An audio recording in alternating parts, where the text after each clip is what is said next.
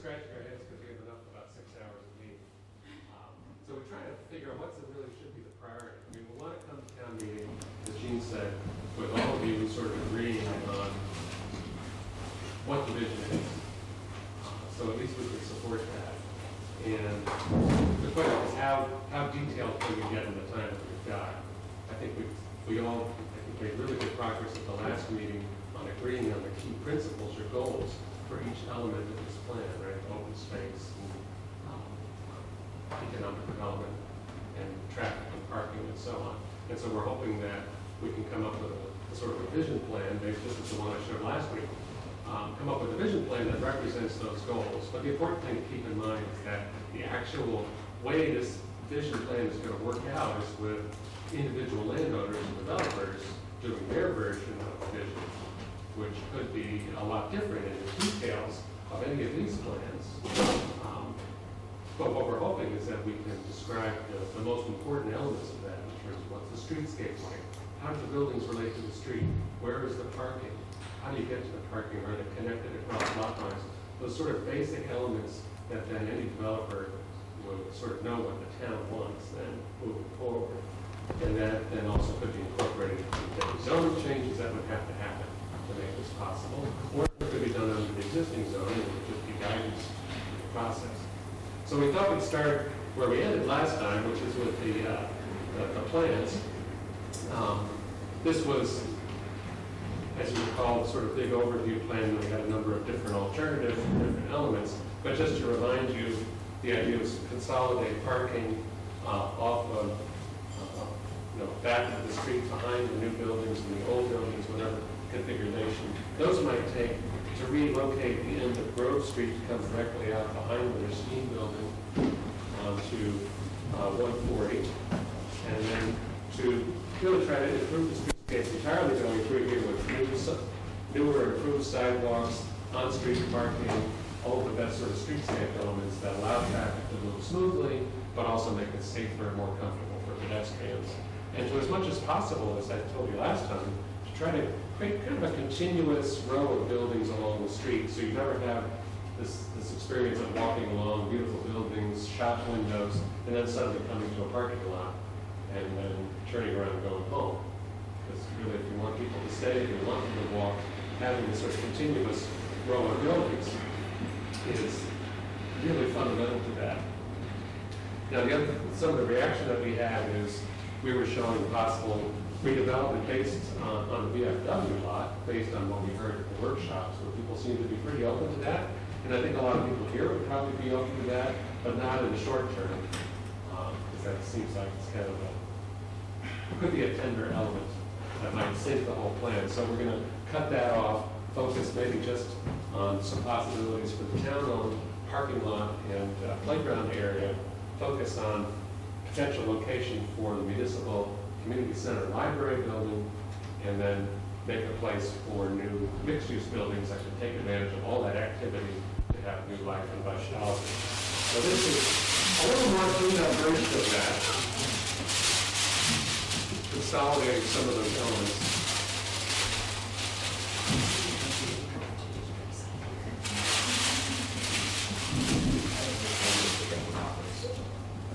So, starting over on the, if you recall, this is the town-owned parking lot. This is the, I realize it's a memorial playground that has a lot of importance to a lot of people. We don't want to move it lightly, but it's not a hard thing to move, fundamentally. So we could recreate it in a better place if needed. And then we're going to, this is the property line between the town-owned land and the VFW land, which wraps around and includes these wetlands and the ball fields.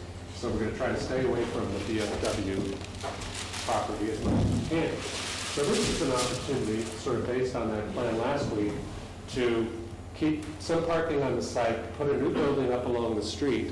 So instead of, again, looking at a big parking lot, you're looking at a beautiful building, have come in behind it with kind of a loop drive that would be partly on the town-owned land and then partly sharing that access with the VFW land. So it's not, doesn't require their land, but you both would benefit.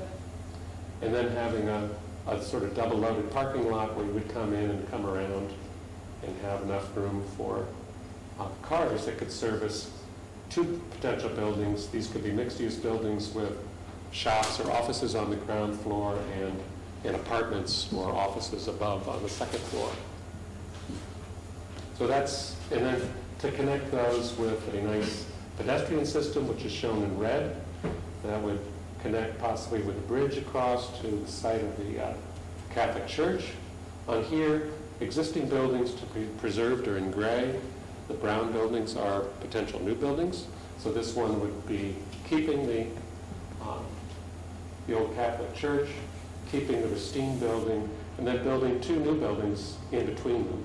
So again, we're sort of taking that principle of let's try to create a continuous, attractive streetscape with sidewalks and trees and landscaping, and then let's fill in the gaps with new buildings that would fit the sort of character and scale and massing of the existing buildings. And so you have sort of a continuous, attractive wall of buildings, then have the parking down behind them accessed off this corner of Grove Street. Again, relocating Grove Street to come directly out on 140, and then have access to all the parking that would be down in the floodplain area behind that. These buildings also could have parking access from the rear underneath the building, which is particularly valuable if you have apartments on the upper stories. People like a safe place to put their car, and then they don't have to interfere with any of the public parking. And that's being done more and more often now, I think, particularly as people start to go to larger steel frame buildings. It's pretty easy to put the parking underneath.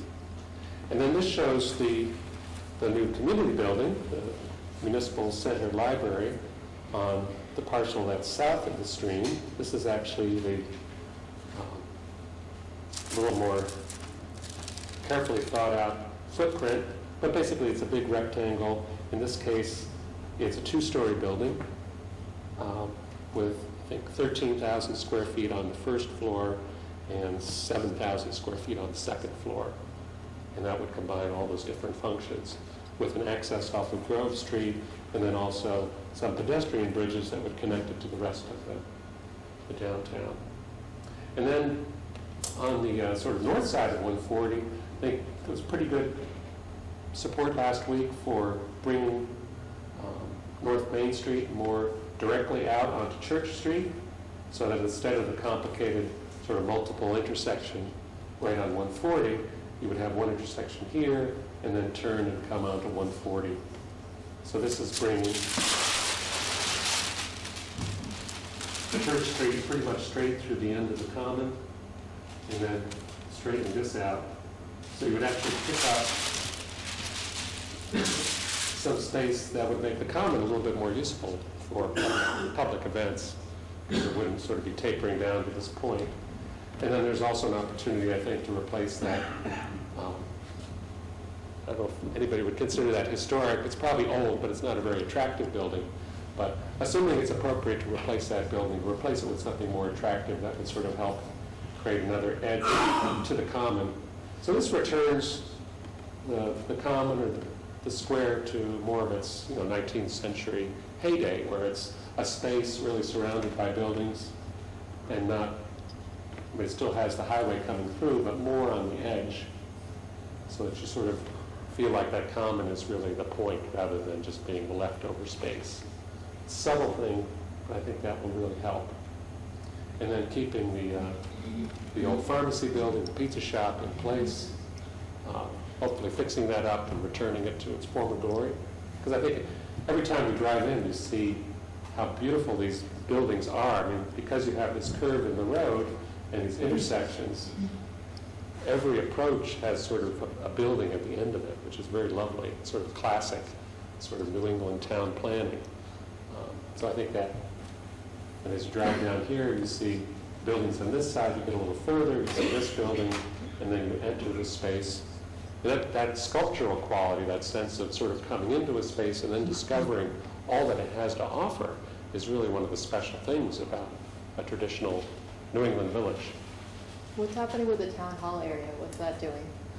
Is that road closed off? The town hall, yes, or- we're closing, I think there's pretty strong consensus for closing Warren Street. Everything we've heard and the analysis that we've done and seeing what the engineers came up with, it seems to make a lot of sense not to need this, close it off, make this into more of a two-sided parking lot, and then possibly, if the town wanted to spend a lot of money to buy this part of the parcel behind, there's room for a parking lot behind Town Hall, but because it's like 10 or 15 feet above the level of the street, it's a steep hill, so one possibility would be make this into a parking deck that you would access the upper side from Street?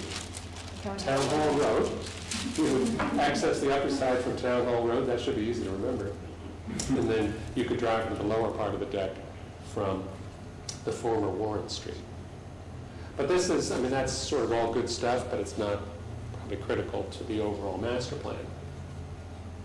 So a couple of other things. The Municipal Community Center Committee is just in the process of getting some initial floor plans from the architect. What they're looking at generally is a combined building that would total something like 20,000 square feet. But none of that has really been approved or the feasibility study hasn't been completed to see what that might cost, et cetera, et cetera. So they're still at a pretty early stage. They're going to make a presentation of their hopefully recommended plan to town meeting as well, or at least to say where they're going. So we're kind of, again, a little bit of a quandary. We don't know exactly what they're going to end up with. But so this is basically a 20,000 square foot building on 2 floors. We have some other options.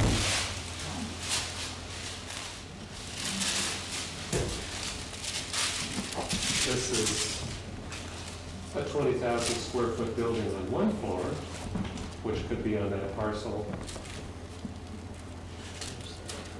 Again, this is entirely within the town-owned land, where there's currently a parking lot and a playground. So this is sort of a building that would take advantage of the views out over the stream, and then would have parking lined up on the east side. You could have, again, hopefully access from the big driveway at the VFW to the loop, and then have parking lots on each side with about 50 parking spaces total. And then move the playground down to this end where it would be still close to the parking, still close to the other ball fields and such. And then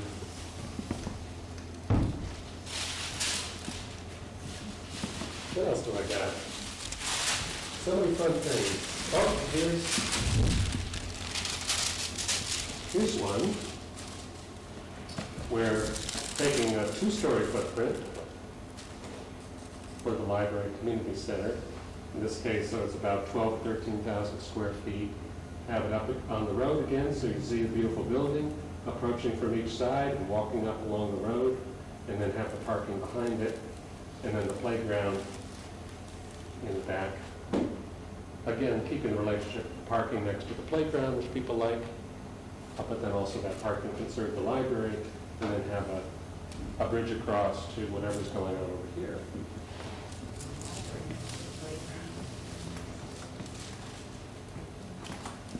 So I think we're seeing sort of 3, and then last week there was a 4th possibility for the location of the library community center.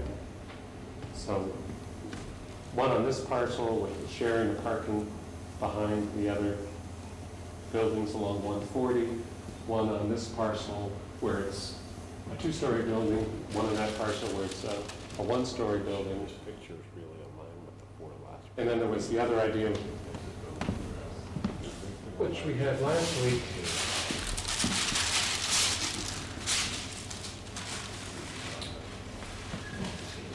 where if you kept Grove Street in its current alignment, took down the Ristine building as well as the old house behind it, you could fit the footprint of the library there and then have the parking on that parcel off of Grove Street.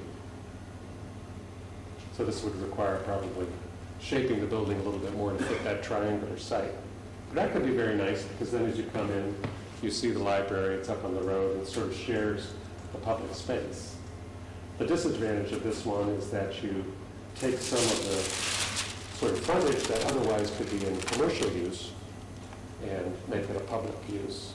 Whereas somebody pointed out, if the library is here, everyone who's going to the library still knows where it is. They don't have to see it from 140. So I think there's something to be said for trying to reserve the frontage along 140 for those active commercial uses. Put the public building, I think either here or here, makes a lot of sense for the community center. I still picture like traffic. I mean, the traffic's still gonna stay, it's 140. Right. And I think it's nice to have like the library tucked away in a space that's a little more like away from the road. And Mhm. right now it always feels dangerous when you're trying to like return books or walk in or it's just congested. And that way it's connected to the playground. So say, don't leave this path. You go between the playground and the library, and that's it. Can we have these in some sort of, our job, part of our job is to sell this. And Right. it's a lot easier for me to do that via email. Sure. And so can we have this in some form of digital format, whether it be PDF or handouts? Because we're going to have to some sort of handouts for town meeting anyways. Absolutely, and Economic Development Committee just had a whole meeting about marketing this, which we're going to hear about. But no, we're going to do a final version of these if we can agree as to which one or combination everyone feels they'd like to show people, and then we can easily make that into an electronic document. Yes. Question partly from EDC, I think. Now we're treating the FW as the live wire and we're taking away something, not using some of the land you might have used. Do you still think this is going to provide the economic benefit that we need? Because it seems like you're cutting off. No, I do. I mean, there's clearly, if you looked at this from a strictly economic perspective, the first drawing we started with intuitively creates the most commercial space and the most usable walking shop type area. Some of these other visions, require tearing down buildings. That seems to me like there's expenses there that would, otherwise be avoided with a renovation or offering those properties for lease or sale to commercial developers. So I think all of the visions take into account a greater amount of commercial space. But I'm not being driven. I'm not looking at this as strictly an economic. We still need to balance it. I mean, I love the beauty that we're also planning. You was early on, you were pushing the fact that we do need the economic input. I haven't changed that opinion. I just, the concept here is public support. If we do a good job, the businesses will come. I mean, one of the things that we're doing, I think that's critical in all these visions, is building critical mass. And the critical mass is a function of the town services being in close proximity to the businesses. So there's, a lot of traffic around that small-scale shops could take advantage of. So I'm comfortable with whichever way you people go. I'm fairly certain it's a lot better than where we are. Yeah, that's one thing. Isn't now the time to discuss the rezoning of that property, though, for future? Okay, so what we talked about this quite a bit. The process that we're going through is vision first. Right? If everybody likes the vision, that informs the zoning process. So to try and do the zoning first, we decided that's kind of a loss. It's very difficult to explain zoning, and it's very difficult for people to envision what the zoning would mean. If we have a picture that graphically displays what the zoning we need will have in it, that defines spaces properly, then the zoning will be a lot easier to sell. Because keep in mind, zoning change requires I think it's a two-thirds town meeting vote.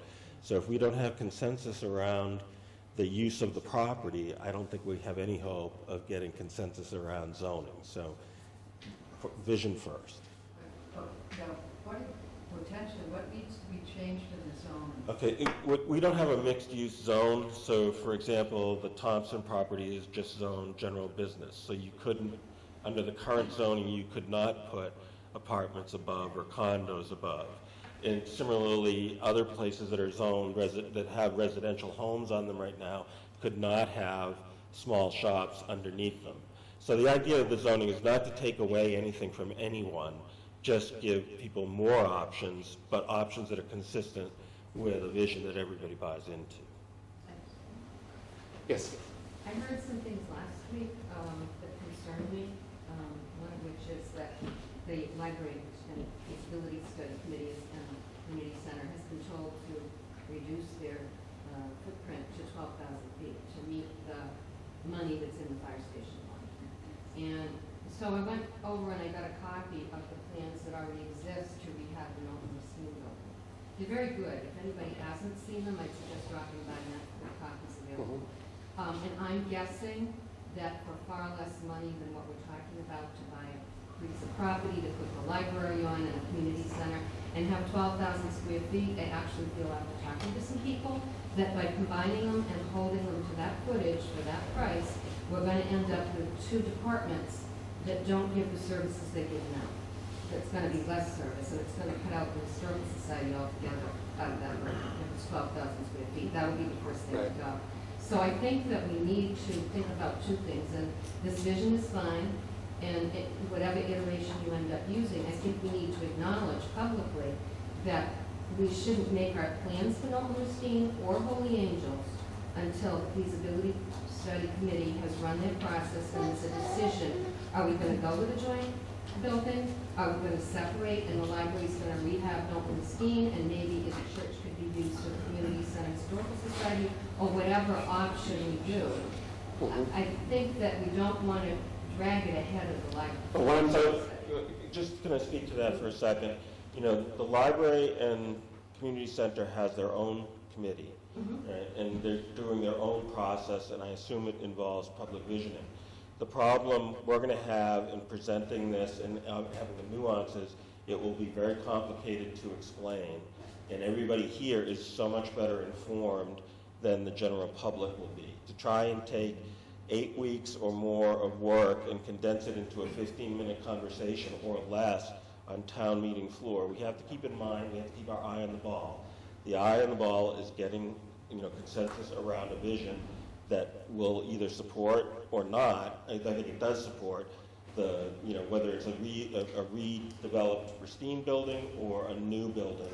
I don't think that's for us to decide. I think that's for the people that are running that particular project to decide. I think, we're getting caught in the weeds, and we need to stay focused on the kind of the 10,000 square foot. I agree with you, but I think that this process, and I am in favor of mixed-use zoning, and I would vote against that. I think that makes a lot of sense.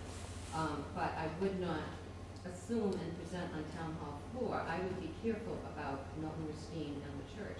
In fact, I intend to offer an amendment to the article to sell the church, and I'll discuss that later if you want me to preserve that there be a covenant or a restriction on it, to preserve the historic value in keeping with the National Register, and also, the whole in abeyance, don't put it up for sale until we know what this other committee is doing, because as you made that point, we're two separate committees. What they do, though, is going to impact this whole thing. We just want to give them room to do what they want, Right. And that's what Peter's done. And I think to your point about public participation, they actually did, as you know, they participated in the workshop because they wanted to engage the public in these different ideas. So they were there, they had their own station, and the reason we're looking at these different options is to think about, we don't know yet exactly what their final budget, their final square footage is going to be.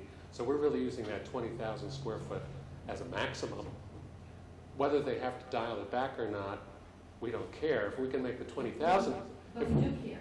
No. Because if you told me at the last meeting that the library community center is the linchpin of this whole project, and we end up with something less than what I heard people want. But as Jean said, that's a separate discussion. What we're thinking about now is the big vision of whether or not that facility will fit. So the good news, I think, and what I hope you will all agree with me on, is that there's a number of sites within the center where the biggest possible library we might want can fit very well. It means that we'll probably have to share parking with the library and other uses, which also could fit really well, because when the library is not busy, the other uses will be in the evenings, say, and vice versa. So I think it's a really great fit for a number of sites within Upton Center, and that's something that we're going to be meeting with the Municipal Center Building Committee on Thursday and talking about. So I'm hoping also that a lot of this will be resolved before town meeting, and they'll be able to tell you at town meeting how big it's going to be, what they think they can afford. There are two people I haven't seen speak very much in the past that I'd like to hear. I think you had your hand up in the back first, and then I'd like to recognize the woman over here on the side. Hi, I'm Janice Morgan. I'm the Director of Elder Human Services for the town of Upton, the Upton Center or the Council on Aging. I just really want to clarify, and I think you made a really good point, Mr. Chair, that we are working very hard on what we see our vision as. And if I could just really correct one thing, it's not the community center and the library, it's a community center, period, okay? Combining services, combining space, combining staff. We have an incredible vision of what we can do. And yes, we don't want a small center to do this in. We would love the 20,000. It would be wonderful to have that, but we have to be realistic when we think about our goals and our planning.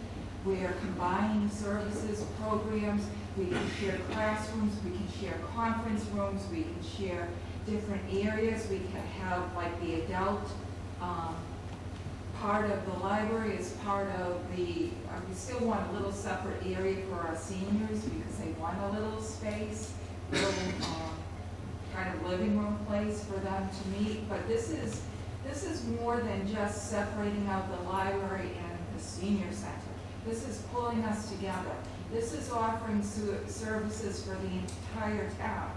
Our vision is to have a great room that would seat up to maybe 190 to 100 people for the community to use, the Boy Scouts to use, the Girl Scouts to use, all the community groups being able to use these rooms and coming all together for the common goal of serving and making this the wonderful town that it is. I hope I'm making sense of what I'm saying. It's a great idea. But this is, so please do not separate the community center and the library. It's not kind of pitching one group against another. We're all the common goal. We want to work together. This vision of the downtown area is a wonderful concept. Can you imagine if we can pull this off? This would be a really great thing for the community to happen. For me, as I wound down at the end of my career, I want this on my resume as I retire to say we were able to accomplish this in the town of Upton. That we were able to have the different groups come in. We do a lot of work with the schools. Can you imagine how much work we can do with the schools too? Just a cool thing. I'll be quiet. Thank you. I have a couple questions. One was, at the workshop, it was mentioned that there is possible oil contamination in the soil. Has anybody checked into that so we don't? Yeah, there's what's called a phase one review is done on the property and submitted to the town of the past, and we're potentially thinking about it. That's actually the business I work in. There's nothing that was found in that phase one report. When they did do soil samples, they did advanced borings, there was nothing there that they found that raised any concerns. The other question is, has the economic income, tax income to the town been calculated, and will that offset any building we might build for? I don't know whether it'll offset. What we have done and what Peter and Dylan will be working on is to come up with kind of a rough estimate of the different square footage that would be created by these buildings, and we could assign, let's say, the first floor square footage to business. We had assumed that, given, let's say it's 20,000 square feet of new commercial space at $250, dollars a square foot, you're talking about quite a healthy increase in, taxable revenue. The minimum impact we figured was something like $60,000 a year positive. Well, the other question is, we see I reckon this. it's 80. Okay, well, I stated correctly, $80,000 Still good ones. We see, so I kind of like what I'm seeing from the aerial view, but I'd like to see what it looks like from the pedestrian view. Are the existing buildings going to be dwarfed by these new commercial buildings, or how are we going to retain that New England character and have both, and not have these new buildings dominate? I think that's a great question Yeah. you can speak to, because that was one of the things we talked about, and I think the value statement that was created, and people went around and put dots on pictures, and they looked at various different existing architecture and scenarios in New England.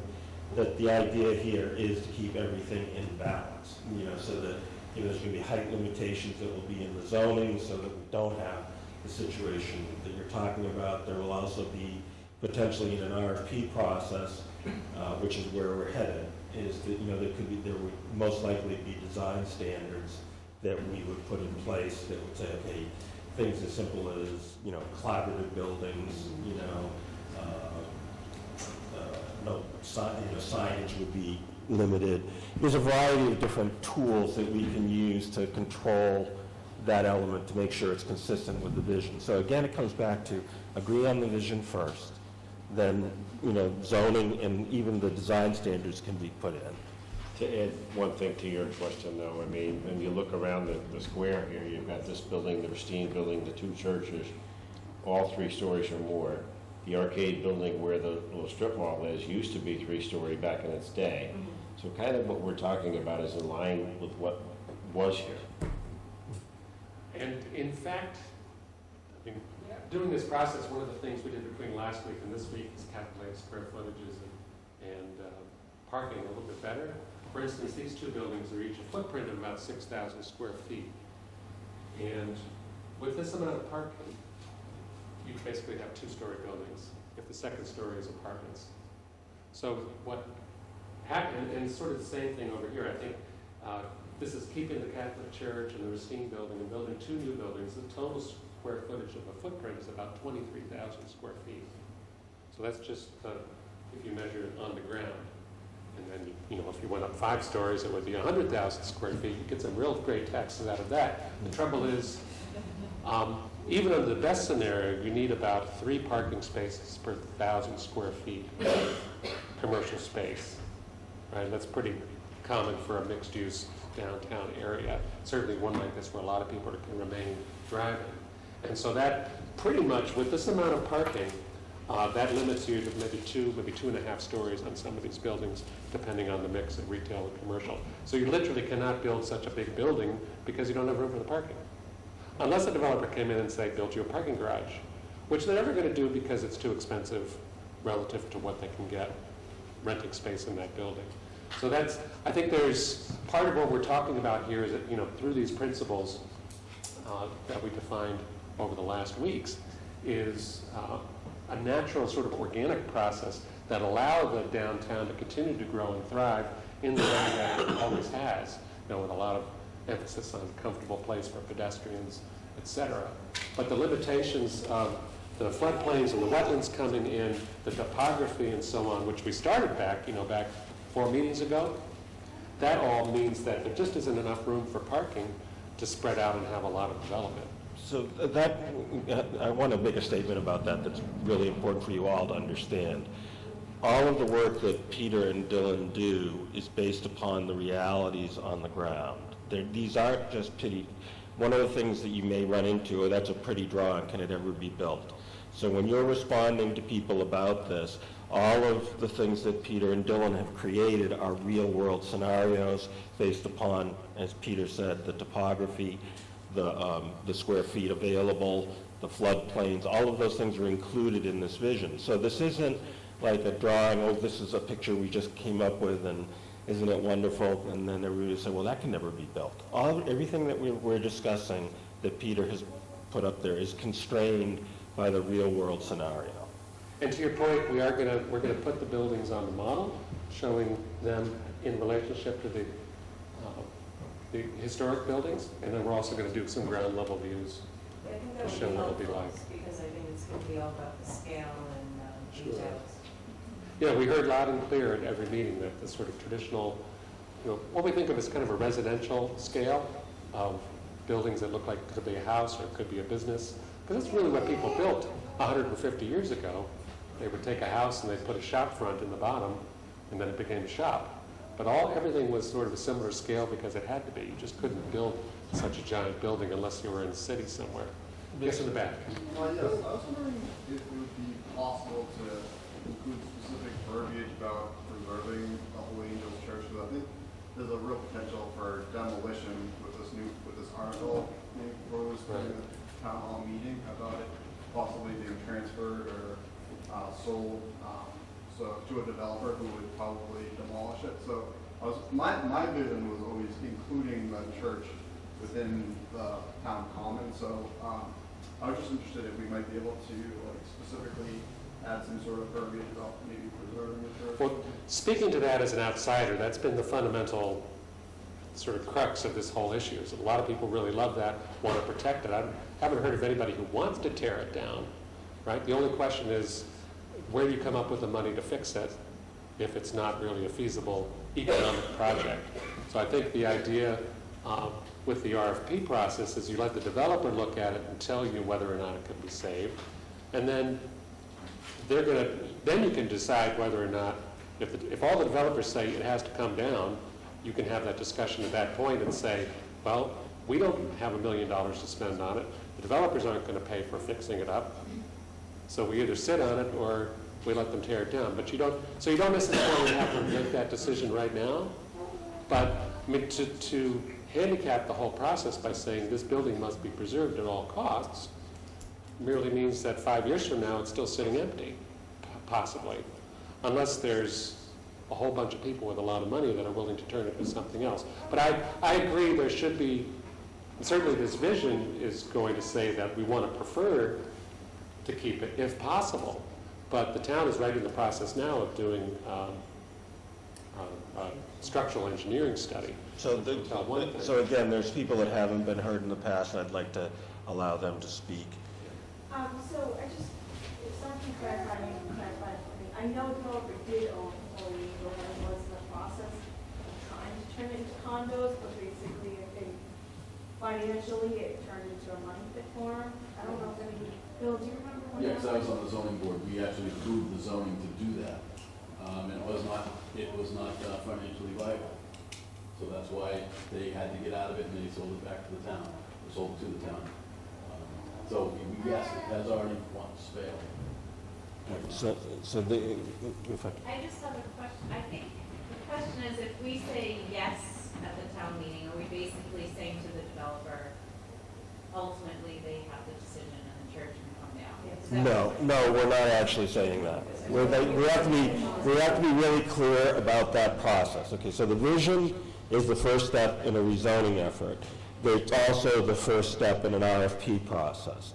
The RFP process, which will be set up in such a way that the values that are established in this vision are maintained in a formal bidding process, would be the way in which we weight respondents upon, are they preserving the church, are they not? So a successful respondent, if everybody says the church is critically important to keep, then the response has to be, we're keeping the church and we're building this vision around it. It's not as simple as we're giving the developer carte blanche. We're not. The RFP process constrains it. The RFP would be managed by a group of citizens that would be either appointed or elected, that would form a review committee, an RFP review committee. The RFP itself would be created by that committee, and it would be reflective of what the vision is. Right. And more than likely, the RFP, when it comes back, the proposals that respond to your request for proposals, some developers may say, well, I'll tear everything down and put up a beautiful 30,000 square foot building, and you'll be able to look at that, and maybe that doesn't cost you anything, and they pay you a lot of money for that parcel. You might get other developers that say, I can reuse the church but I'm going to need you to give me that parcel in the church and maybe subsidize the process somehow, and I'll turn it into a community center for you. So you'll be able to choose from the different proposals at that point, right? Well, Yeah. if I heard correctly, when I went to town meeting, what they basically said was there is a developer who's interested, and he was only interested if he could tear the church down. That's what I heard at town meeting. And that's why we're here. Yeah. Okay? Quite frankly, that's why we're here. So, And that was of the essence, because he wanted it church and all, and the church was gonna go. right, so, again, to be clear, this kind of RFP isn't, we're not waiting for a developer to come to us. We're selecting developer, the RFP process would also select developers that do this kind of project, and it would be not necessarily a local developer, probably not a local developer, and the RFP would be sent to a targeted audience for response. So we're not under the assumption here that we have a developer. That's in no way the perspective. There is no developer right now that we know of. But then how come they said that at town meeting? Because at the town meeting, they, for whatever reason, That's just what they told us. for whatever reason, you know, they presented that, and they wanted to have the ability, I think the reason they presented it is they wanted to have the ability to transfer the property.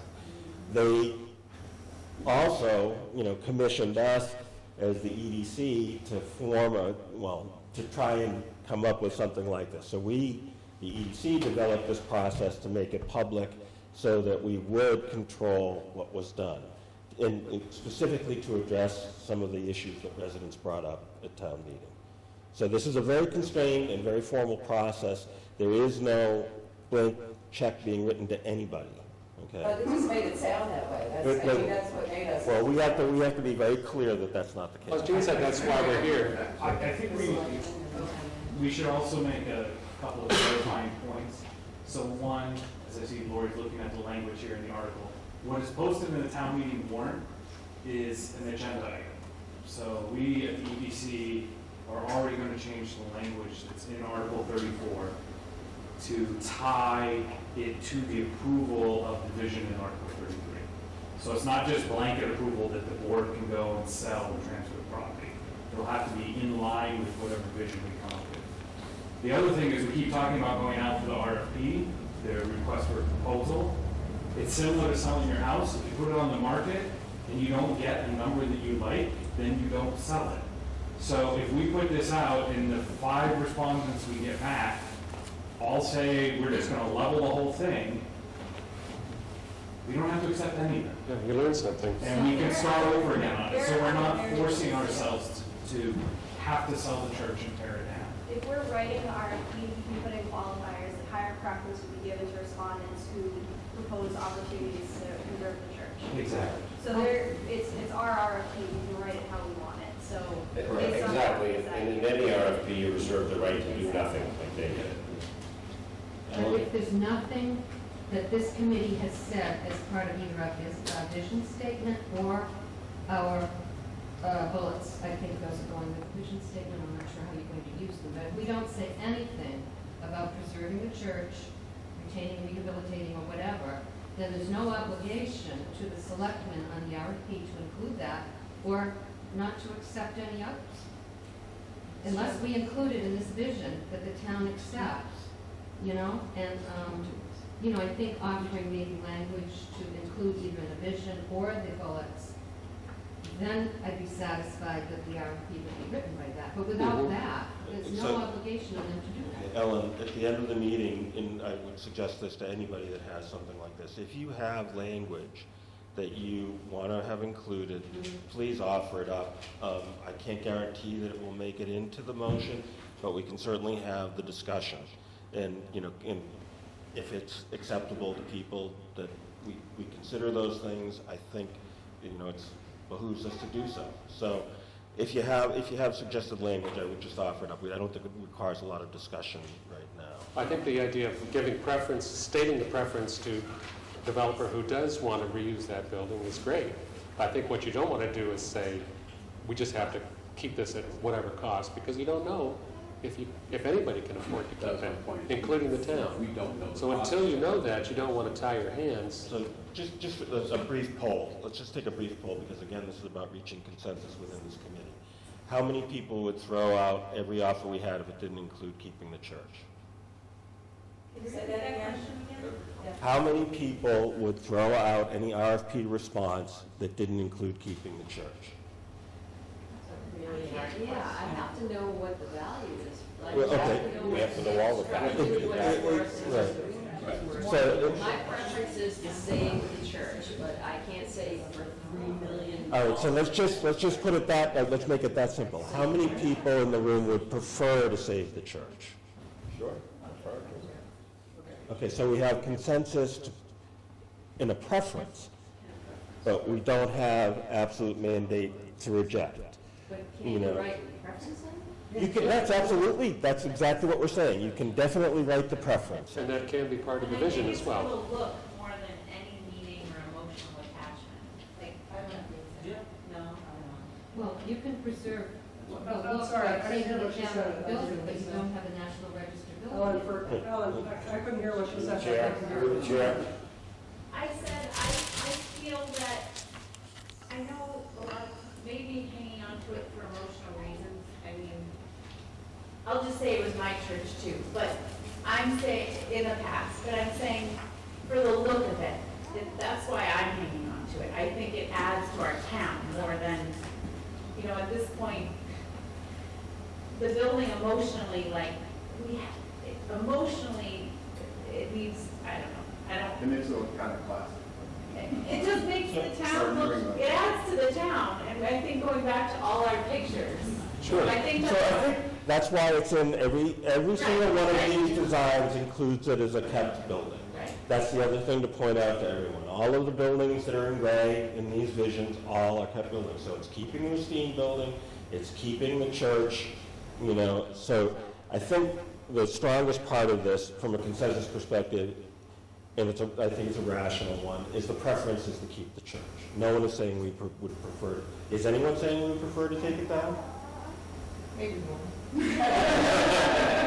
Okay, so we have consensus. If there's a way, you know, certainly in the RFP process, that's very easy to do. On town meeting floor, without the information that these, you know, the people have requested in the room, to really understand what that means, it's awfully hard to have that as a go, no-go on town meeting floor, because people are going to ask that question. How much is it going to cost to save? What does it mean to the RFP process? But then you get into how much is it going to cost for the new community center? But that has to be approved by town meeting. That's not, we're just, again, let's keep in mind that what we're trying to do is create a toolbox. And the toolbox reinforces everything that, you know, comes in afterwards. We pull the tools out as we need them. The RFP is part of the toolbox. The zoning is part of the toolbox. The design standards is part of the toolbox. You know, we're in the business of creating tools. You know, that's, and a vision to go with it. And I think when we started, there was a question, does the community center fit physically anywhere into the town center? And I think we discovered happily that it does in several different possibilities. The other question then is, how's it going to fit economically and There's so on? two or three, Bill, I have to. So I just want to make a point that this whole vision and the whole RFP process is looking for ideas what to maybe do with the church. Any other group that has an idea that can get funding should bring that idea forward. We're not here to say kill the church, but there's no plan. The Catholic Church started their place to move out 13 years ago, and there's no plan for that building. But anybody that can come up with a plan, any Confusing. Is group. the developer getting the church? That's what's confusing. There's no developer, so there's no developer anywhere in this process. I think, Mike, you were first, and then Steve. You know. Thank you. Peter's done a really nice job presenting several different alternatives for the municipal center. I'd like to propose that he prepare at least one more, which would incorporate the church and some new construction to jointly become the municipal center. Is there a reason that can't be done? I mentioned that to the library group during the visioning session, and I'm not sure what. I think, yes, there's the issue.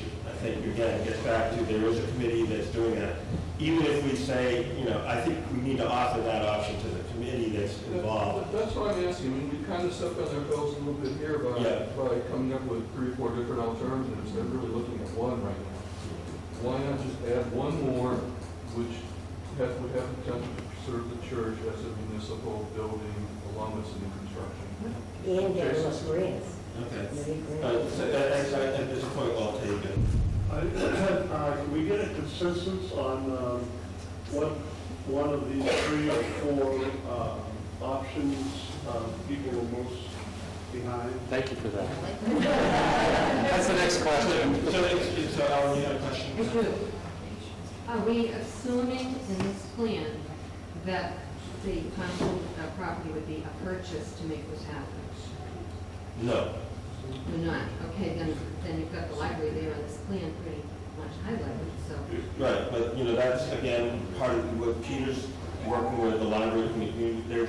He's just offering, okay, the Thompson property is a potential property, 2 town-owned parcels are potential properties that we.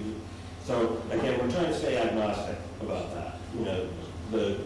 This is a private development process. What we're trying to do is provide guidance to a private developer so that he has some certainty that he can build, won't have strong local objection to what he wants to build, that there will be strong local support. Every developer wants that. They don't want to be held up by fighting with everybody. We'll lose everybody if it's all fighting from the beginning. So we need to have the consensus part of this is as much in support of a development vision that a private developer will build as it is about, a public purchase of things. There's no public purchase involved in any of this. We're not advocating that towns spend any money on anything. We're creating a vision that, hopefully can get built by a private developer. Say that in town meeting. This is kind of an aside. Sure. I regret saying this, but I really think it helped Peter and Dylan at the town meeting if you provided something for most of the people in town, even if it's this drawing and maybe on the street level, whether you send it out or you put it in the town crier, because we're not going to be able to reach everybody. And people are going to be confused. Exactly. Okay? Yeah. So just for that, so Dave Gruber is working on creating some of the materials. Certainly the visual aids will be there. We're hoping to go out with both, not mailers, but there'll definitely be an article in Town Crier, and there'll definitely be a website that will present, the options on the website and what, all the things mean, something that can be comprehensive. And then there'll also be something in a very small, very short and concise description of this with the graphics. Well, I just agree with Ellen that everyone, most people in the room may feel that the church, they want to keep it, but it's not. Most developers are going to tell you, because they don't like to do, preservation ends up less expensive, but they just don't like to do it. Because a developer, that's their thing, is they build new buildings. So they're unfamiliar with working with historic buildings. So most developers are going to tell you, for whatever reason, the church needs to come down, because economically, or it's just the way that they're trained. They're not trained for preservation, they're trained for building. That's what they do, they develop. My feeling was at town meeting that, maybe most of the people in the room don't care if it stays, but I think that most of the people at town meeting seemed like they did.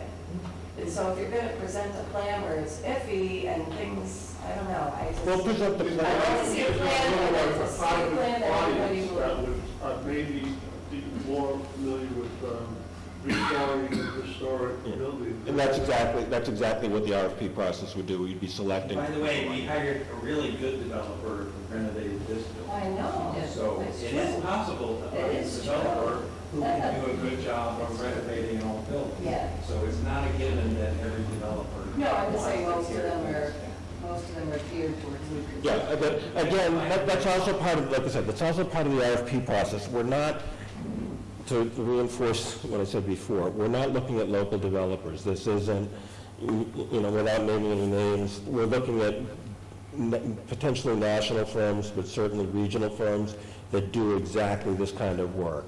You know, I happen to be on the board of directors of the Conservation Law Foundation, and they have a whole program around preserving and redeveloping community centers. And they've been very successful in their RFPs to get developers on board. Those developers are looking for projects where they have some philanthropic aspect to them. It's not always just the bottom line. Yeah, there are developers that specialize in historic buildings. There are developers, we talked about it a few meetings ago, who specialize in actually community-focused redevelopment because that's what they want to do. So, but I mean, fundamentally, it has to be economically viable. So, but the value of the RFP process, the developer will tell you how that happens, because they'll write their pro forma and they'll say, well, if you give me the church, I can do this. If you give me the church plus $100,000, I can do that. Or maybe it's worth a lot of money and they'll offer you money. But they'll tell you because they're competing with... Conservation Law Foundation, it's a non-profit. I mean, so they'll tell you what works economically. That's the value of the process. But right now, we're just guessing. So, in terms of the consensus then of what the next week, we want to pull together a beautiful plan and hopefully some illustrations, finish the model, all that good stuff. Dylan is getting a headache just thinking about it. So what are we going to show? Is everybody happy with this plan literally? I like one, some versions. Sure.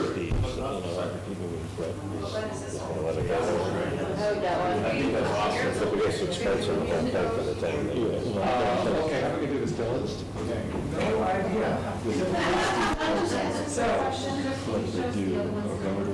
Well, this is basically, you can either have sort of commercial or mixed use on this site.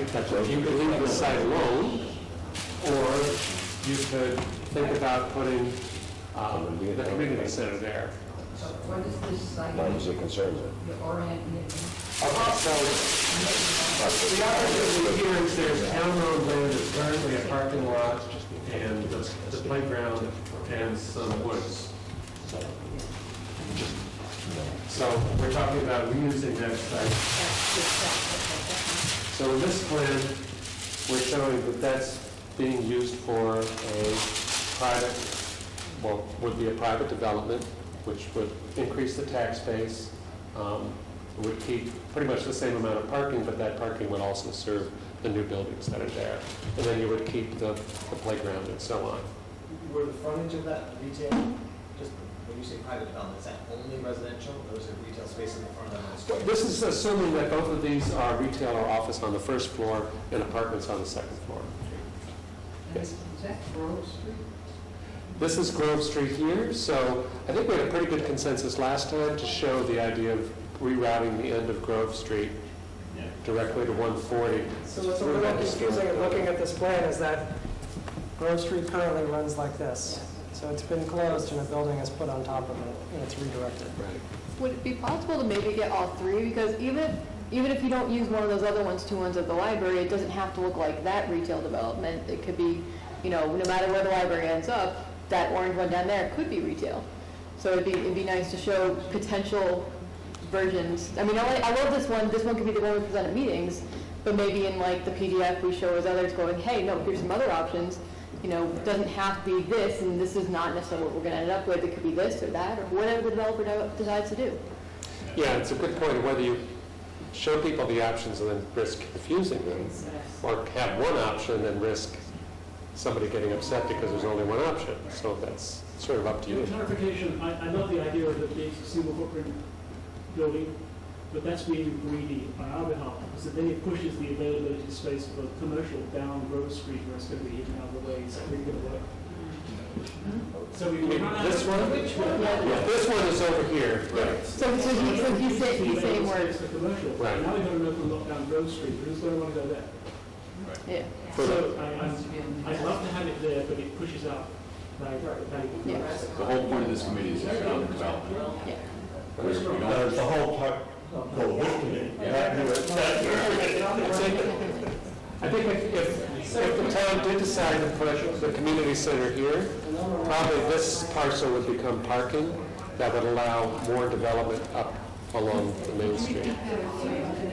Yes. Do you know what the elevation is where that current community center building is? 'Cause is it sitting, is that like very? This, the question, if I got your attention, the question is, where is this, what's the elevation of this parcel? I'm just concerned about it being surrounded by water on two Right, the sides. floodplain, It's- the floodplain. As you see- For flooding issues, that seems a serious Right, issue. well, you see this line is the floodplain, Yeah, and so right here, right now, this land, which we're considering for parking, could be flooded, yeah. but this floodplain wraps around the edge of this parcel, which has a higher bank. So most of this parcel is outside of the floodplain, which is why it's a more reasonable spot. And then maybe the parking, there wouldn't be any like handicapped access.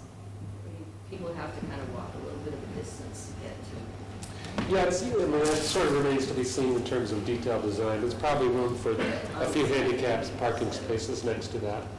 I think that you can't build a public building probably without that, so I would assume that's going to be incorporated in the design. And I think for senior center and a library, you're going to have even more, because I understand for seniors, or a center that serves the seniors, you need quite a bit of parking and things close by. I wanted to ask Janice something, because she made a great statement about the hopes of combining things, and I totally get that. And my role is to make sure library services are met, but also as a senior person, I want to make sure those services are met. And some of the things I get concerned about, I know I've mentioned this last time, Matthew has this vision of one intake area, and I get concerned about privacy issues, Janice, in terms of people that are there for medical information and financial and insurance and their feet and their hair and a lot of things go on at a senior center that I don't think people are that aware of, and a lot of them involve some privacy. So I talked with Matthew about it, and I think he realizes that. Again, that's a conversation for the other committee, and I don't mean to cut you short, but we really have a very tight time frame, and we need to reach consensus. If I could just ask Derek, because I see you over there, they're talking about 20,000 square foot buildings, and are we cool with that? For a combined building? Yeah. Or 20? I mean, ultimately, it's up to town meetings whether or not they want to pay for a 20,000 square foot building, but the conversations that finance committee and board of selectmen have had in the past is they look at the debt that's coming off because there's two items that are coming off in FY20. That represents approximately a $5 to $6 million acquisition, which then would equate to like a 12,000 square foot building based on prevailing wages and current construction costs. So a 20,000 square foot building would be hovering in the ballpark of $10 to $11 million, and that the debt that's coming up wouldn't be able to support that debt. Again, this plan is not about deciding how big the building is, but what I asked the architects is what's the biggest that it's likely to be, so that we would know where it would fit and where it wouldn't fit. So that's just the test that's in this plan. Then the town will decide how big it ends up being based on the plan. So there are a lot of options built into this, right? As it is, you could renovate the Racine building based on the past plans that were developed for the library study. You could build a library here that's 12,000 square feet or 20,000 square feet. You could build a library here or a community building that's 12,000 square feet or 20,000 square feet. So this doesn't limit the options for where or what the community building is, or whether there's a combined community building, whether that turns out to be feasible or not. I think it provides all the options that you guys have talked about without constraining them. Right. And I think for the purposes of today, for me, the most important question is there anything on here that's not acceptable to you all? In other words, is this, if there was a library and or community building located here in a single building, is that acceptable or not acceptable? That's acceptable, okay. If there's a library or community building that's a single story and deeper and occupying the whole site. Is that acceptable or not acceptable? I don't think, I prefer not, because it defines, you know, to me, it's undermining what we're trying to do, which is increase density. So, and it's a poor use of space. Yeah, I agree. I agree. Okay, so. If we see much parking gone. And it kills all the commercial, potential commercial zones. You mean to have it here at all, or? To just have that whole long, low design. Okay, well, that's actually beautiful, but it just kills all your potential. So just, I want to make sure everybody's clear that this building goes here. Right. Yep, you all clear about that?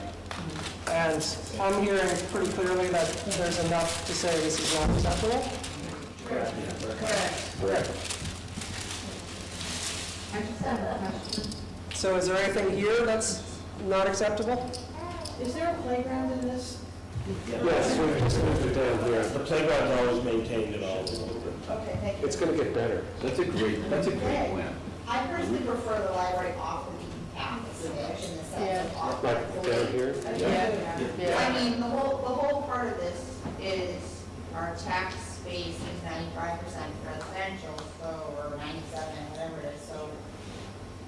As someone had said in another meeting, you're gonna find the library where it is. So I would rather not see the library on the main road. Not that this is my business, it's not my library person or not.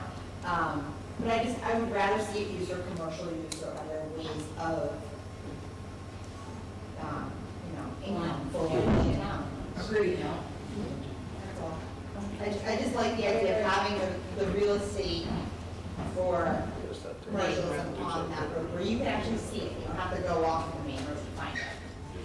Yeah, I think the other thing to think about, not just the use, but also libraries tend to be more inward focused, as opposed to, along the main street, you want a lot of activity out on the street, which is why we often have zoning that requires, active commercial uses facing the sidewalk, because that's what makes people walk up and down. If it's just a wall of a library, you might not have that, because who wants to just look in the window and see somebody reading?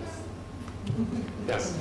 So I feel like we're sort of going round and round on something, and I think the focus we want is what picture are we putting up? Because we're not glued to whatever picture you put up. Right. We end up moving the library into a parking lot where we kind of said, well, we don't like that, but then in the end, the next committee and the RFP and all that lends itself to that. I'm concerned about, this is the picture we're using to convince people. So it has to be big enough for people that are excited and are ready to say, go, go, go. And yet it has to be contained enough that the skeptics are feeling like, well, wait a minute, of course we can revitalize that little area in Grove Street and do something with Holy Angels. And of course that makes sense, and it's not gonna cost us anything. But the more we put in a picture, the more we scare those people.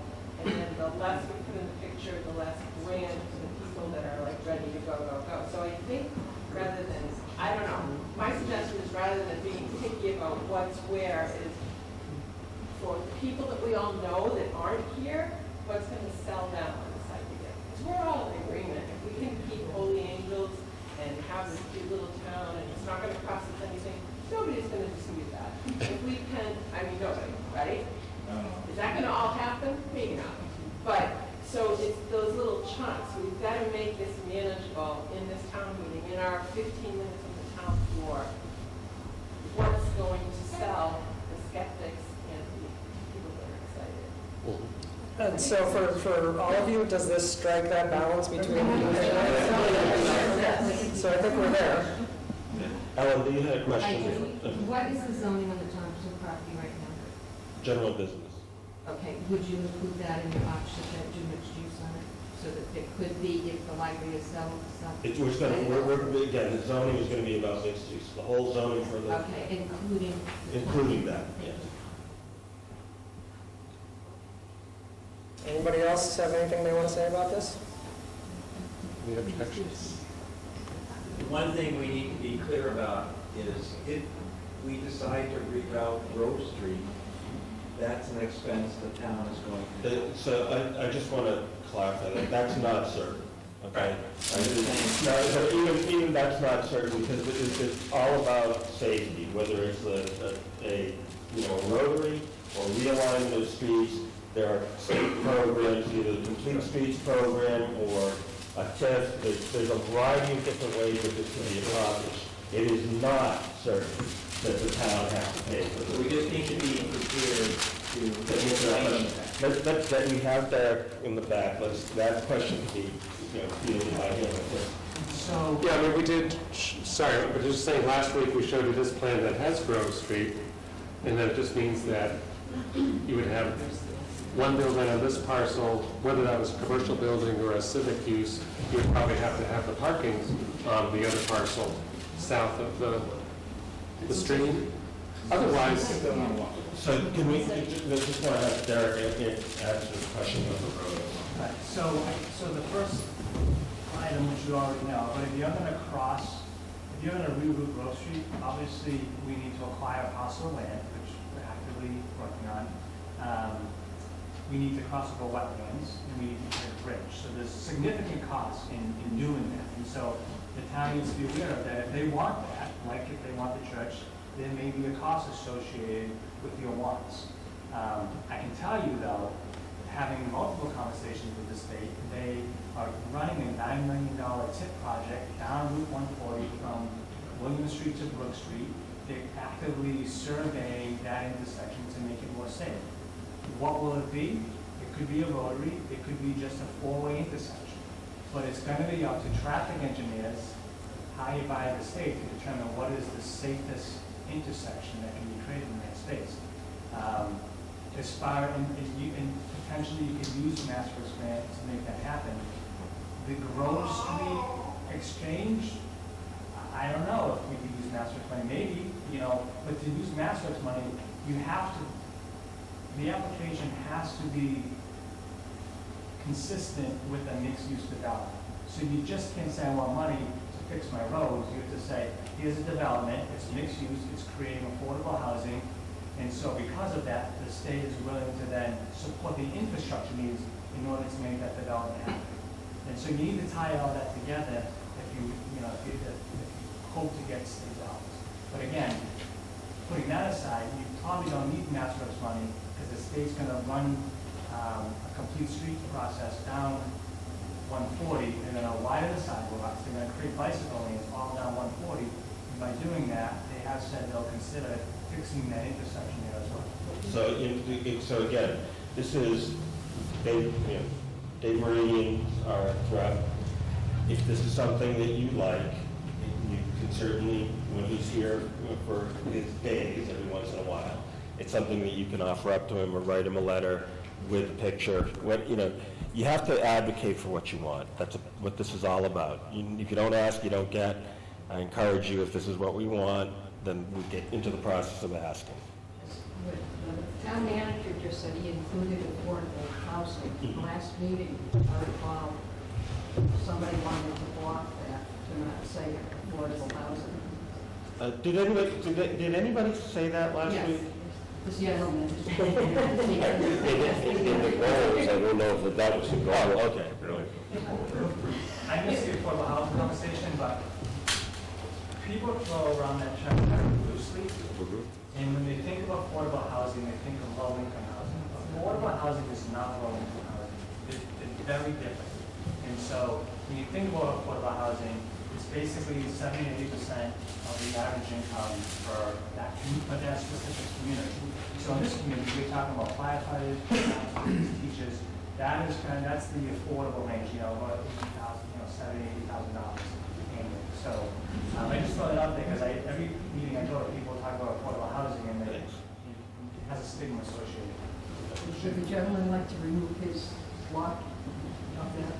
Do you recall for some reason they had this crazy rule that one person could block putting something in? I don't.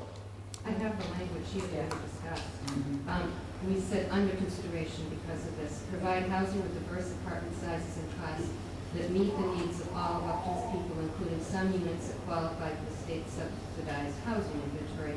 I would subsidize state subsidized with affordable. Yeah, I think it's, that, to me, I think that the affordable is much more friendly. But that was blocked, so That's where we are. So far, we can't put it up on. No, well, let's continue with Peter and Dylan's process, and then we can talk about the language we use. Well, in fact, when we were talking today about what still needs to be resolved, the preservation of the church question and the affordable housing question were the only things, really, that we were sort of up in the air about. Everything else we pretty much covered last time. So, Yeah, so if you guys are comfortable with us moving forward with making this more pretty and illustrating it from some form of perspective drawing, then we will do that, and we'll move on to detailing and clarifying whether you guys are in support of affordable housing and historic preservation. I'm in favor of this as presented with Grove Street moved. I would not be in favor of traffic. So I realize that's not our decision in the end, but I couldn't support traffic. we still have some options for traffic circles we haven't had a chance to show you, if anyone's interested.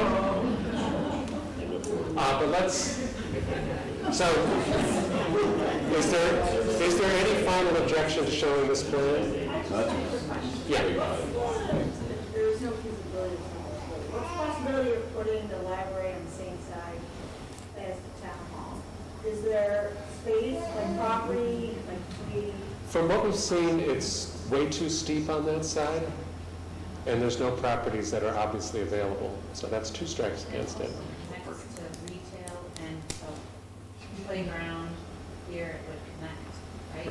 See a bridge. I was only thinking like, because it was on the same side of the street as the school. Right. That would be nice. So any objections to showing this plan? Very good. Okay. Take it away. Thank you.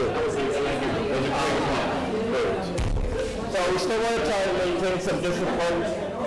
Right. So we still want to try and maintain some discipline, so just moving on with that, so when you see this plan and you're showing it to your grandmother or your husband or whoever else, the message is not, this is not the plan that's going to get built, but what this plan is one illustration of the principles and the goals of the vision. So that's where we're going to get back to those principles and goals and sort of verify those. Put the word conceptual in any image that goes out. So it's crystal clear that the concept, not this is what the building's going to be. Yes, well, there'll be a whole messaging committee. That's going to be looking. So this is where we ended with our process last time. So the bottom two goals there's the housing, and then Craig suggested by email that there be a preservation goal added. So under consideration, provide housing with diverse apartment sizes and costs that meet the needs of all of Upton's people. Somebody had added on to that that some of the units should qualify for the state's subsidized housing inventory. Ellen suggested that it say include affordable housing. So you sort of have three options there. The first is whether you want to. Could you change? You could go with this. You could say nothing about housing. You could go with add subsidized housing inventory, or you could add affordable housing. Can we say, in order to attract state funding for rerouting Grove Street, to include affordable housing? you don't need to, I think. That's, that would be part of the discussion. If for example, if we were to enact the 40-hour district, which is the mixed-use zoning, that could be accommodated. That would be one of the programs that would qualify for state support. Can you just explain subsidized versus affordable? Yeah, subsidized is an, go ahead. I'm Yeah, sorry. so the state maintains a list of subsidized housing, and that is if you reach 10% units that are on the subsidized housing inventory list, then a developer can't come in with what's called a 40B development, which enables them to bypass all your local zoning. I think the word subsidized, though, brings up exactly, because Derek. No, that's a different, That it sounds like Section 8 or something. That's subsidized. Section 8 is subsidized housing. That's what it sounds like, but if you use the word affordable, I mean, we're looking for children of people who live in town and grow up and want to stay in town to be able to afford to live here. But those are actually two legal terms, so we want to make sure we're using the one that we Okay. actually want. Yeah, so that's why I think affordable is a better one to use. Subsidized does have that negative connotation. That's federal. Subsidized housing is usually federal, not state.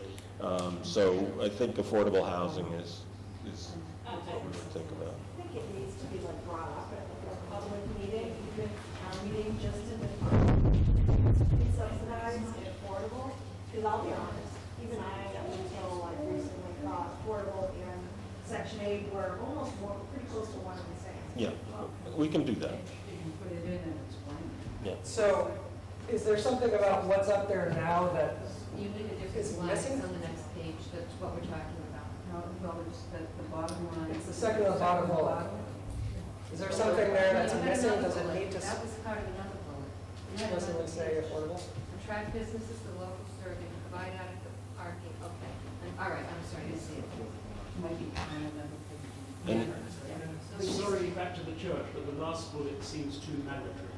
Let's stick with the one above it for now. So you just insert affordable after the word Let's stick with the one above it for now. Go to research. Are we just trying to insert the word affordable after the word provide? The question is, do you need to? Do you guys feel like you need Affordable to? housing with diverse apartment sizes and costs. I think it Needs needs just all like of that. the people and include But it some doesn't say affordable anything. housing. Okay, this is what Well, it says it meets the needs of all of Upton's people, and presumably some of Upton's people need affordable housing. including some that qualify. But does the affordable housing thing, is that where you're talking about the 10% and developers can come in? Yes. So affordable housing, but you just said that that was also subsidized. No, they're different things. So affordable housing will, if we reach the 10%, That a developer can no longer automatically go with what it. about that helps us attain, do you say, I mean, nothing on that to me said. There's sort of three different levels of- All of these people, but that's not really. There's three levels of how explicit you want to be about who you're serving, right? So if you want to serve the most needy people in Upton, in this part of Upton, you would say units must qualify for the subsidized housing inventory. If you want to serve the teachers and the firemen and me, you would say affordable housing. If you want to say, generally, we think it should serve all the people in Upton, and we'll leave that up to your imagination, leave it the way it is. Well, if it's affordable, people who are policemen and firemen, people that work in town can afford them. I think that people who grew up in town or who work in town can afford them. And lower, this is allowing that and lower, right? Is what you're saying? It's just not mandated. Some degree they're making a. No, basically, so let me clarify that, because I don't think everybody understood your question. I didn't. It's not affordable and lower. It's affordable and higher. So affordable is below market. Okay, so market sets the rate. Affordable is below market. Okay, so in a sense, But leaving it written like this is allowing for everyone, right? Not necessarily, right? They can just come in. not necessarily, right? The challenge, part of the challenge is selling this on town meeting floor. It's very technical. And do we really want to get into that whole debate of what the exact language means? No. We're leaving it. Leave it off of there, right. It can mean the same thing, so it does mean the same thing. All right, so he's making a proposal to leave it like that. Is anybody opposed to I that? think we should explore that. That there's a reason why one person stopped us. Well, This man here is making that no, proposal. but I'm talking about what happened last week. There's a reason why that happened. I agree with that, yeah, sure. But we're on today, we're not on last week. I think that. I'm not expressing myself correctly. Let's go through the process here for a second, see If how it you add works out. affordable, not only does it meet our goals, but it also meets the 40B criteria if we can get up to that 10%.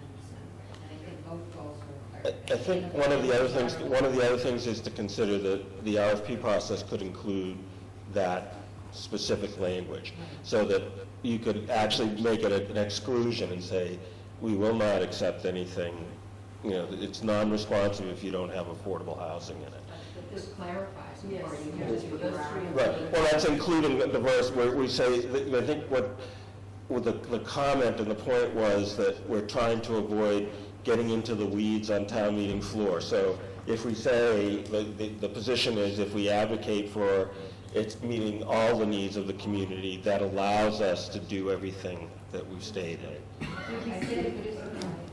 no, I get it, I get it. Instead of saying, meet the needs of the Upton people, why don't you just say, and also instead of adding, making it affordable, say affordable for the Upton, people of Upton, instead of saying affordable housing. Well, and also too, say some Nope. of the units, don't I let think that's the people point we're think trying to it's get all to, gonna be affordable. without triggering a key word, affordable housing. Well, I think the worry is a trigger, that we're using a trigger word. The trigger word, and everybody here is having the same difficulty in understanding what affordable means. Imagine this discussion when we're trying to get this passed on town meeting floor. So we need to be conscious of what the objective is. The objective is to get this vision passed, not to be answering lots and lots of questions. This is premature. I think what Ellen was trying to get at, and I see her point, is that there are some folks at town meeting that would want to see it be a bit more specific, legally specific, and actually mention the word affordable, because that's a selling point for some people to vote in favour of this project. And say some units, it doesn't have to be a picture of, Yeah, oh my it's God, all including units are some gonna be affordable affordable. housing. I don't see why that couldn't stay there. Units, affordable housing units. Or some, I don't want to give the impression that everything has to be affordable. So what we had said last time is including some units that qualify for and substitute affordable housing. Derek did just say So- it was kind of like a mixed feeling on affordable and what it really meant. That's what I just brought up. I know, it's just, I don't know. Okay, so let's add some structure to this if we can. Why not, there are at least two different uses of language. We're going to have to select one. Okay. Ellen, what was your language? Okay, using what we had last week, after Upton's people, including some units that qualify for the state's affordable housing inventory. I can give you this. Okay, well, just leave that. Then there was another. Make it affordable for the people of Upton. You can't do that, Steve. You can't make it affordable just for people like that. Right. It's not good so long. Take all of Upton's people out.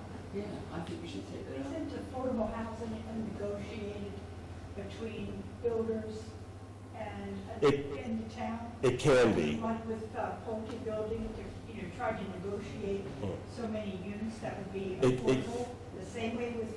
Yeah, it can be, but. It's a negotiable item. Yeah, but we have to come up with language that we agreed to tonight, because this is going to be ending up going into the town crier. So, please. Don't put in something, it's just that it's come up at town meeting and Right. create a lot of. Right, so we still have to come up with some language. So for me, one of the questions is, what's important to you guys? Is it important that they be affordable to people in Upton, or is it important to you that it qualify for the subsidized housing inventory to bring you closer towards 10%, which this is not going to get you to 10%? It's the same, that's the same thing, because if it's affordable according to the state inventory, it's affordable to the people that live in Upton.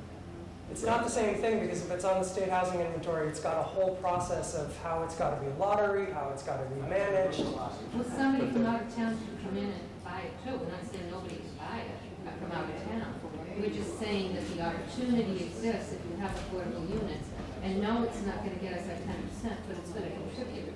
I mean, we're not. So we have someone else. I think that the people that are going to be at town meeting, and not saying that everybody's not a smart person, but I think we're thinking too much into it, and nobody that's going to be at town meeting voting on this is going to have the knowledge of affordable versus subsidized, how it impacts us financially. And I would say if we want this to pass and we want people to vote on this favorably, we should leave all of that out and just say provide housing of diverse sizes and costs. That's where it started, yeah. There's no affordability anything mentioned in it. Okay, so, that's a very general way of doing it. There was someone else that hasn't spoken at the front here.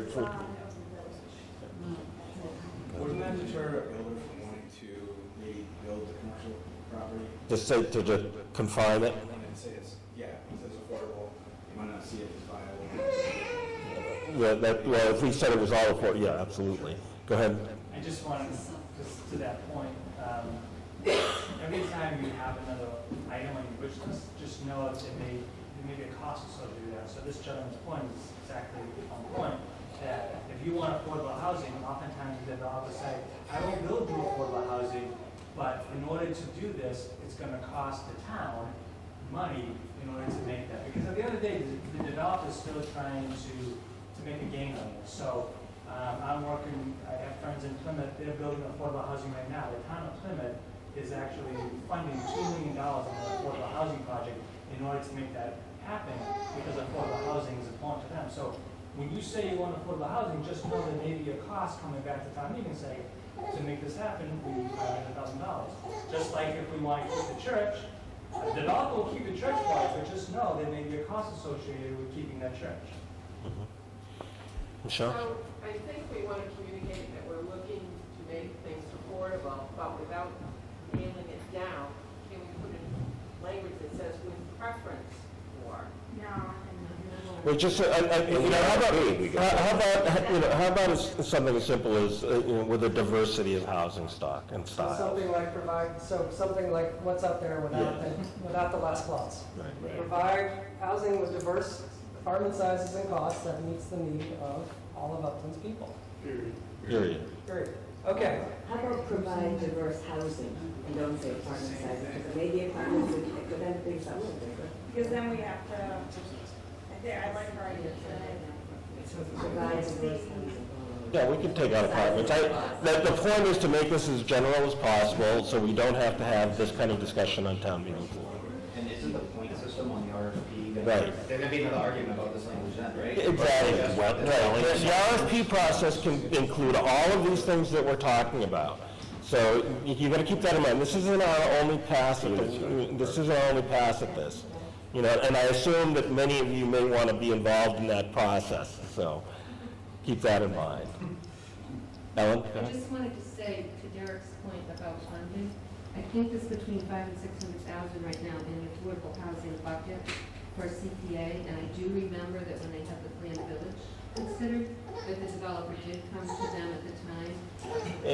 And by the way, there is a mandate to spend that. Yeah, So it's been sitting there. right. So it doesn't necessarily have to be spent now, but there is a mandate. And those of you that are not familiar with it, CPA funding, because we're a CPA community, a certain amount of the 3%. I don't know if it's 3% still.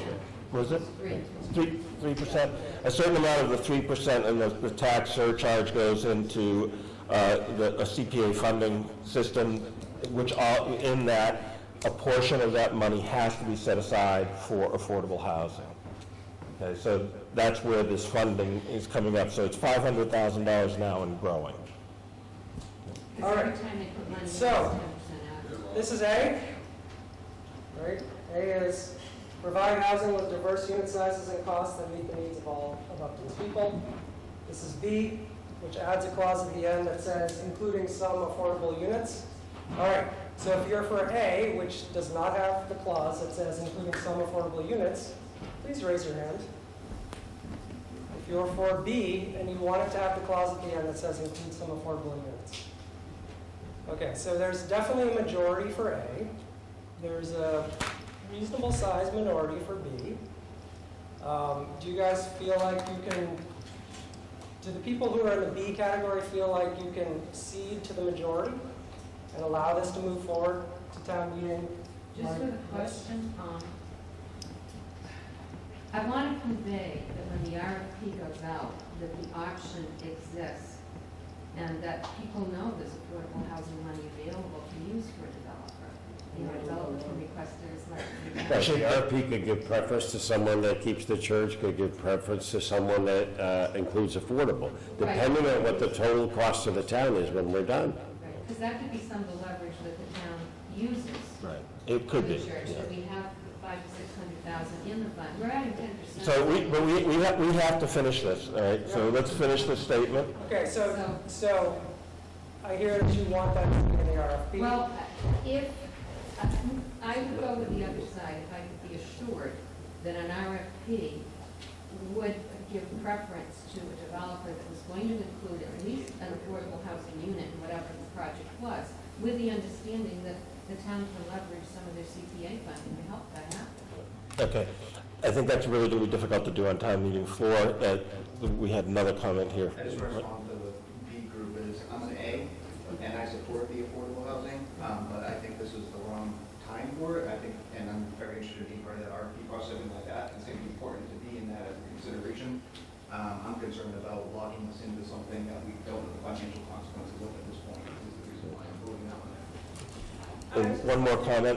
If anybody's mentioning up to the town meeting, if there's something important, those meetings become very contentious, and if we can just pull out anything that would cause it to create a lot of friction, take it out now, Yeah. and that way we can just.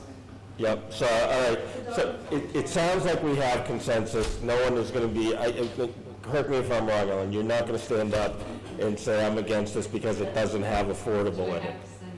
Yeah, you have to sign a promise. I'm not going to stand up and say I'm against this, yeah. He's going to promise that the RFP gives preference for affordable housing, and you're going to promise that you're not going to stand up and block it. That seems like a reasonable quid pro quo. Didn't you just, You don't have to promise if you don't want a majority, somebody with a reservation? Yeah. Yeah. Yeah, I say with reservation, I would say with reservation. Yeah, okay, that's fine, that's good. Yeah, that's right, good. If it does come up, the explanation that Derek gave is easy enough to make a slide that says affordable housing is 8% of market value and it fits this criteria, people, no big deal. I just got a lot of myths. What she said, it's the same market Yeah, value.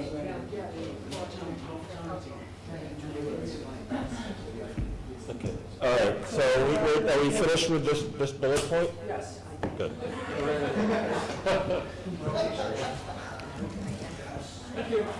So I have a bullet point for the last one, because I will be at town meeting.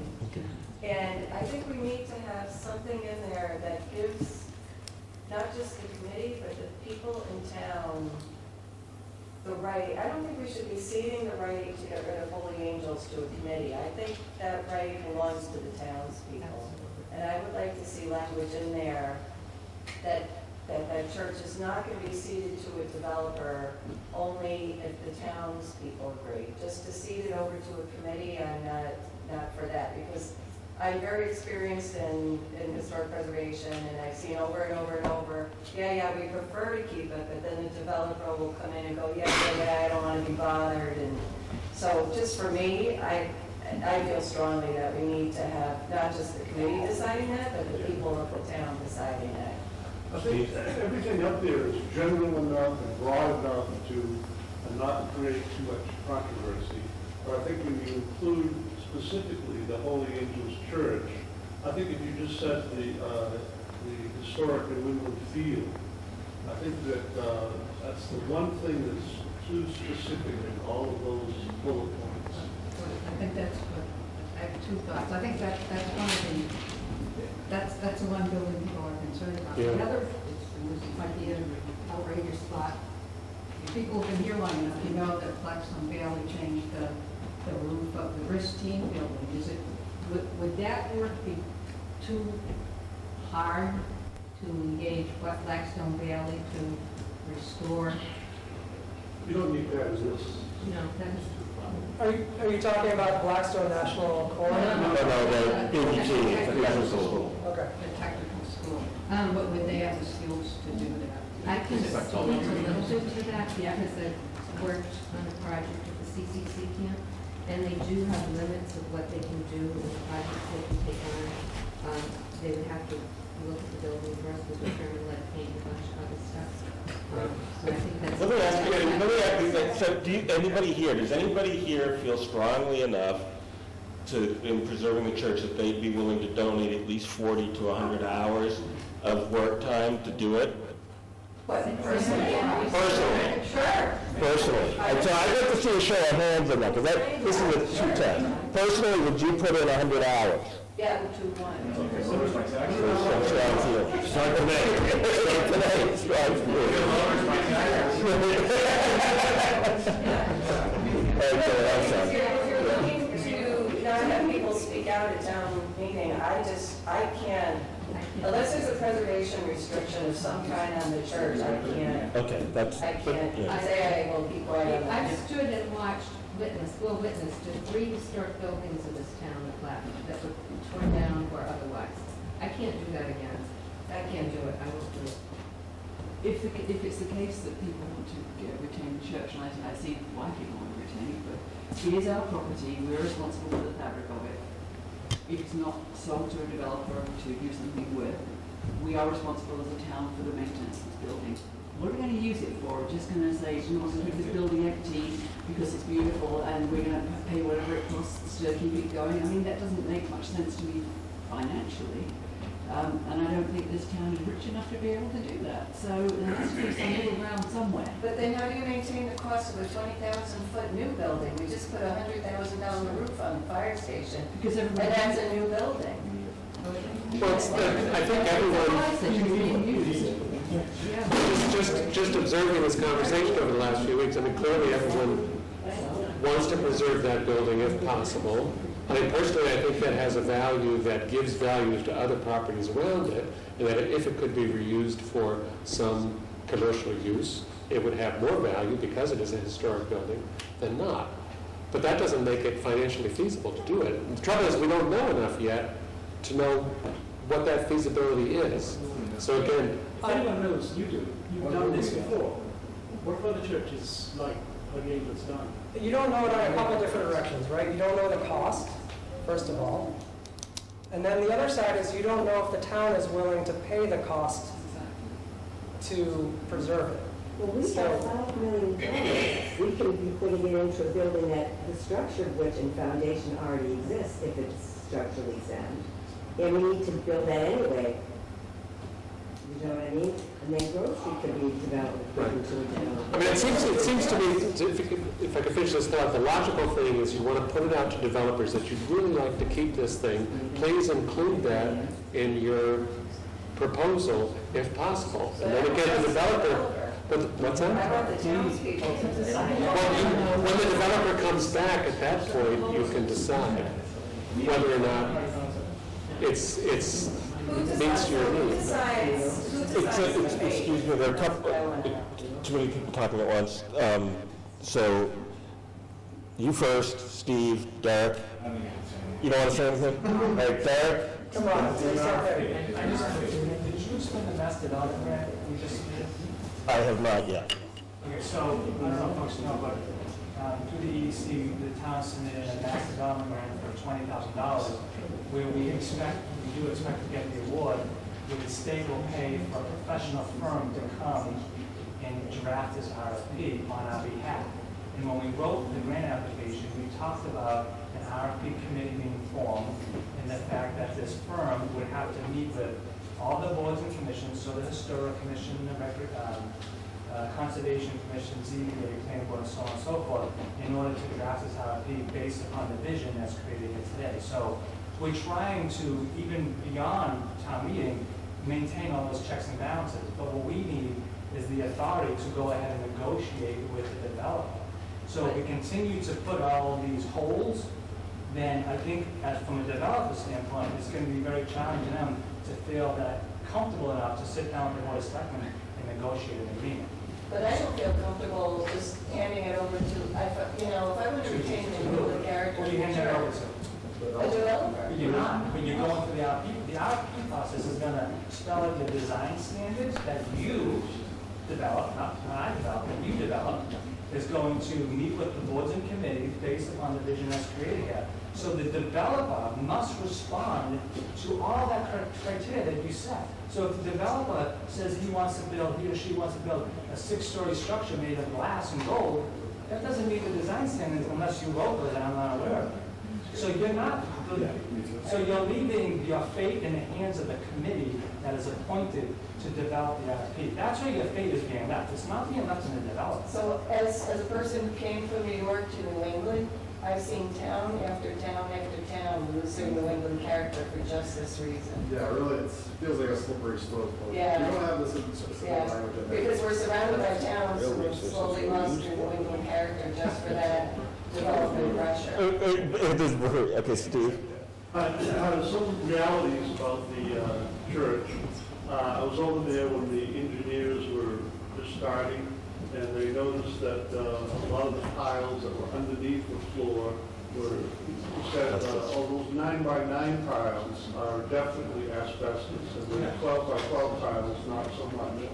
So I talked to a developer, and he says that they did some preliminary inquiries about the asbestos abatement, and it was at least $180,000 worth of asbestos treatment that had to go on before you did any other remodeling of it. But doesn't that have to happen?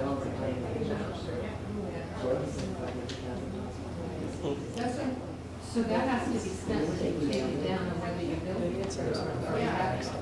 Even if you take it down. Right, well, it's Well, you can't, you can't, You can cover all the asbestos, you don't cover. So we do have money to do an asbestos survey and to get a price on the asbestos work. Wouldn't whether or not the town would pay for it or not be better addressed at a town meeting rather than 40 people? Yes. Well, look, no, I can't say that definitively. I think so. Well, the advantage of talking about it here is that you're not having an argument at town meeting, and that's why we're gathered to try to figure out what the key issues are. And the key issue is this tension between the cost of renovation and whether anybody, including the town, can afford that, and the desire to preserve it. And the trouble is we know we have a desire to preserve it, but we don't know the feasibility of it. We have a couple of other people, and then we really need to have some suggested language. So I very much agree with the preference to retain the Holy Angels Church, but are we willing to say that we must, and if we say must, that this entire project falls apart because it doesn't work for a developer, and the town just keeps crumbling? I don't think must is something for this point of the process. That's exactly what I was gonna say. Is that what you were going to say? Yeah, just to tie into that, is the more specific we get and the more demanding we are with the developer, the risk is that nobody's gonna wanna do anything with it because the cost associated with it or the land that would be available to them. And now we risk sitting here with the same thing we have sitting out there right now and it's falling apart.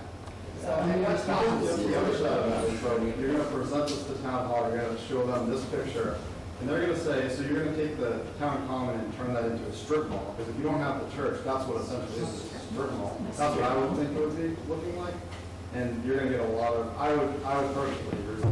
Personally, I moved here for something just the way it was. So if it stays the same, that's why I moved here. You know, So that's one of the tattoo parlor down there, and the walk down there, and the abandoned building down there. Just respond to this question. If the church has to be torn down because it's too expensive to rehabilitate for whatever reason, asbestos, you can certainly require that it gets rebuilt as something that's a beautiful, appropriate building for your town center. That's the whole point of this exercise that we're coming up with, is to create those kind of guidelines and an understanding of what we want. And we've heard very clearly that we want something that fits, that really enhances the character of this center, and it doesn't take away from it. Right, you have it now, but if it's not feasible to keep the church, you can still require that the church be replaced by something that fits, and that is an asset to the town and not a strip mall. If there's anything we can do, is we can stop the strip mall from happening there. So I feel like you guys, I feel like the arguments have been pretty well sketched out over the course of the meetings. I don't feel like I'm hearing a lot that's being added that's new. And I think you're pretty much at decision time. So I think there's a pretty clear majority in the room for something like the town has preference for retaining the Holy Angels Church if feasible. There's a minority that is bigger than some minorities for not being comfortable with that. So just to confirm that, how many people are comfortable with the town has a preference for retaining the Holy Angels Church if feasible? Wait a minute, I'm sorry. So what you're saying is what's up here right now is what we're voting. A or B. A or B, either one.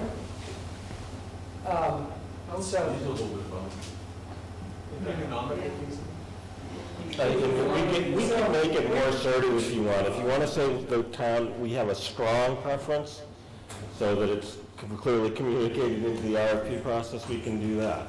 And take out the if you said that. Yeah. No, we can't do that. No, I think we just said, I think that's what you need to set out. Well, it's still a reference. economics there. So town has a strong preference for retaining the Holy Angels Church. Is anybody opposed to that to the point where they want to block it? You are? Yeah, I guess I am too. Two? Okay, so we're now at the point where you've got a proposal. I don't think you're going to get to a consensus on this point, frankly. So you have an option of basically moving forward with this, and you know two people are going to stand up on town meeting floor and say, I'm opposed to this, and they're going to describe the reasons why they're opposed to it. Could it possibly just be preserve the historic New England feel? We've already said. No, they wanted specifically to name that the Holy Angels Church must be retained at all costs. I would offer that, there's nothing that constrains anybody that objects to this to standing up and offering a floor amendment. You don't necessarily have to object. You can offer it as a floor amendment and see how town meeting reacts. So this is not that, that's what personally, I would prefer you do that. Saying no without an alternative is why we're here. So if you have strong feelings about it, you want to offer up a floor amendment, let us get through these motions, let us take the votes, and then when it comes to this particular vote, offer up a floor amendment. Okay? That's what town meeting is about. That's what I encourage you to do. Because if we can't reach consensus here, then clearly, town meeting will prevail one way or another. The will of the town will come through. The church will either stay or not. So that's my constructive suggestion. And hopefully we'll know a little bit more about the structural conditions at the church for town meeting, and maybe this will be moot either way. We haven't discussed the I don't think there's anything different about it. So I would say for those of you who support, those of you who are not blocking it, you can talk about whether you like A or B better. Could I make a suggestion? I'd like to make a suggestion. Is it something that can get us to agreement? Strong preference retaining the Holy Angels Church because, or to retain the historic New England feel and the integrity of the National Register District. And so strong preference retaining the Holy Angels Church to preserve the historic New England feel and the integrity of the National Register District. Would that get you to yes? Not me. Did we get Not you? No. I think we're there. I'm not opposed to it, being gutted inside and reutilized for whatever. Right. But the whole exterior of the church, I think needs to. I understand, and I think that's where we feel There similar. needs to be language in there so that it isn't a preference and you're putting it in the hands of anyone other than the people who live in town. And I don't know what would get you there, what the word is. That's what the RFP is, all the people in town. I just tried to hear it say the RFP was going to be guided by our vision and success. You said the RFP process was going to be guided by. Yeah. So if you did B, Right, but I think you said guided by. Did we what? if you did B, So you're guiding it by what we're saying. If we don't put it if you did B and just removed if feasible, then that would get you there. If If you would do that. a strong preference is feasible, Yeah, it's just like we were doing, like we preserve the historic by retaining the Holy Angels Church, just retain the outside. okay, So I think you are where you're going to get on this, which is that all but two of you agree with having a strong preference for retaining the Holy Angels Church. Two of you are opposed to it, and they can speak on town meeting floor. It has Jean suggested three. Okay, three of them. Well, and then hopefully we can also keep thinking about a process that'll be able to guide the RFP process in a way that preserves your concerns, preserves the church, if absolutely possible, but again, I mean, it's unknown, and it may not be possible. And how can we have our townspeople in there when we renovated this building? If it's so unsafe, how could we possibly have our It's not about, nobody's saying it's unsafe, it's just that it may not be feasible to renovate and reuse that building. Any developer will say it's not feasible. Really, the feasibility of renovating that building is whether the taxpayers are willing to put in the money to do it. That's what's going to make it feasible or not. And then what do you do with it after that? Well, if they sell it to a developer, then he can make it into whatever he wants to make it. It's true. Okay, well, we have to move on this, question. All right, I think we're, Can I ask just a little question? Sure. Ellen sent around some pictures. When the town hall was being renovated, the ground floor was used. Who pulled out all the walls on the ground floor? The previous owner. Previous owner. Previous owner? Previous owner. So again, there is going to be a website, about this whole process. If there are some pictures of a reused church that someone wants to put in there as part of the vision, I suggest you send them to Dave Gruber, who will be putting together the website. That will allow people to have some idea of what your vision might be before you make a floor amendment. So I said, there's lots of ways to constructively engage here. What I really want to avoid is any destructive engagement. Okay?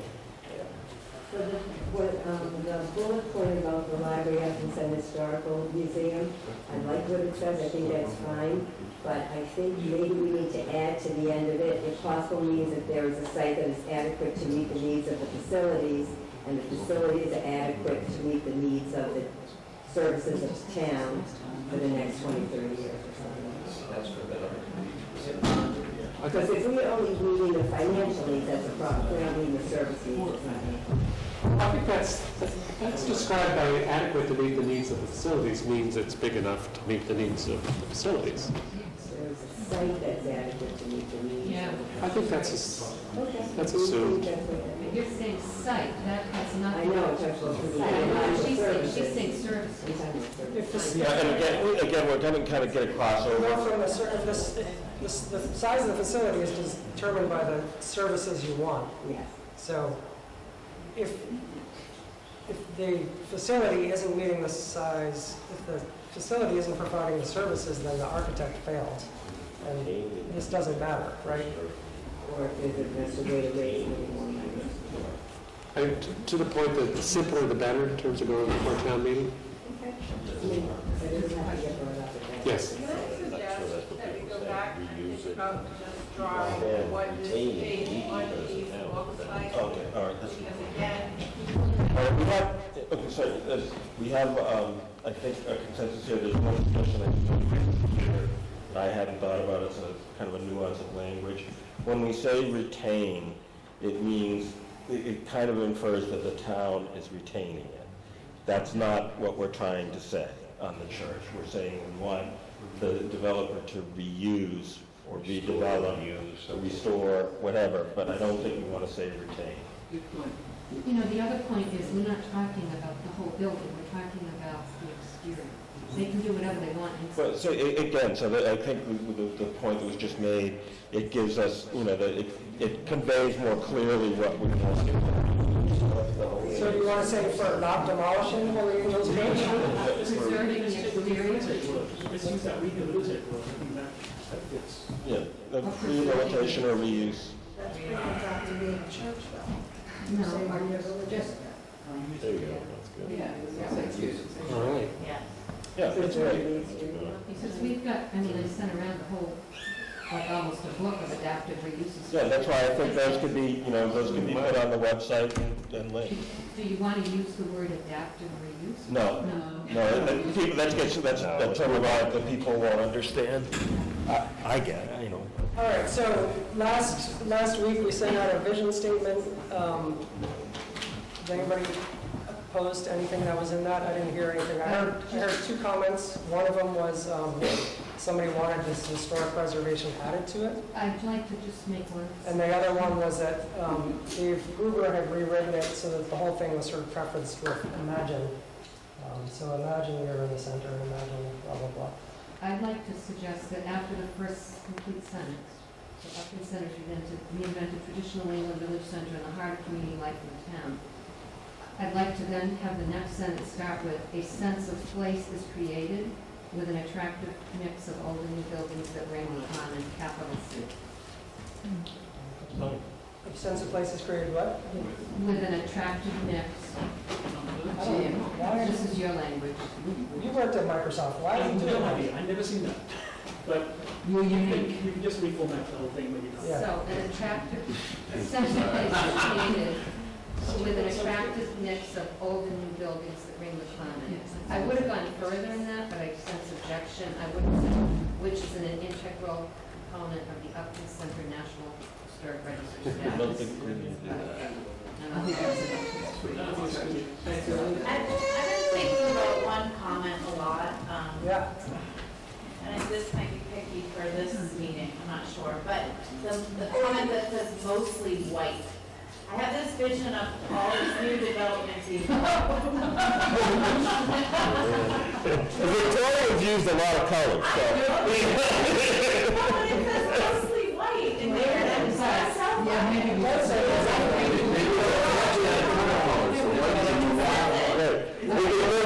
just to give you, I don't know how old you are, but there was a period, the town of Milford, the town hall of Milford, which is white now, was restored to its original colors, and everybody hated it.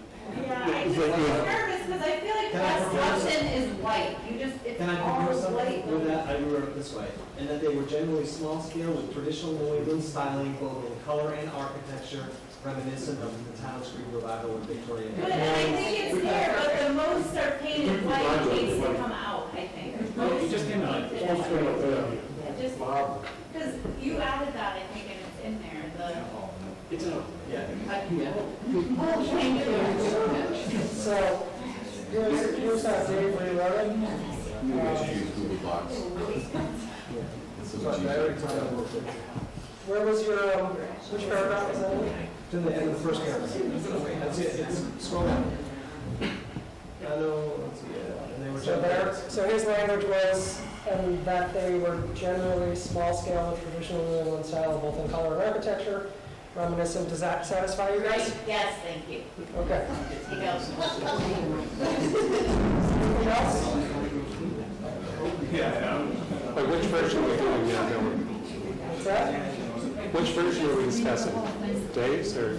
No, I'm starting with mine and I'm adding what they want. They're just gonna ask us to vote on it, so I want it read. So the other thing that Dave had done is he rewrote it, so like I said, it's every paragraph starts with imagine. So imagine if downtown Upton could be reinvented as a traditional New England village. Imagine if there was an attractive mix of old and new buildings, and so on. Is that something that you guys want, or do you want it to be more of just a description of what it is without imagine? Vision statement. He's the marketing guy. I'll just make a comment on why I'm doing this. I want to place this in the Upton Town Crier, and I want people to set a vision. Like, imagine this is about people embracing a vision of what the community could become. So I want to put a theme around this whole thing and see if I can convince everybody to imagine a community where all this wonderful things happen. So it's sort of a spin on the whole thing, that helping people visualize a little better. Does that still fit the criteria of what you call a mission statement? A vision? Yeah, vision statement. Sure. Yeah. I like the idea of starting out with it, but I don't think you have to start every sentence with it maybe, but I like the idea behind it. I think that it certainly helps. Maybe each of the paragraph, like each Yeah, top top paragraph. Maybe we just. Do you guys feel strongly about this, or are you willing to let Dave and the EDC work out whether the exact wording of this bill? Let them work it out. Excellent. Good. There we go. So, sorry, I'm having trouble reading it. Can you read it, please?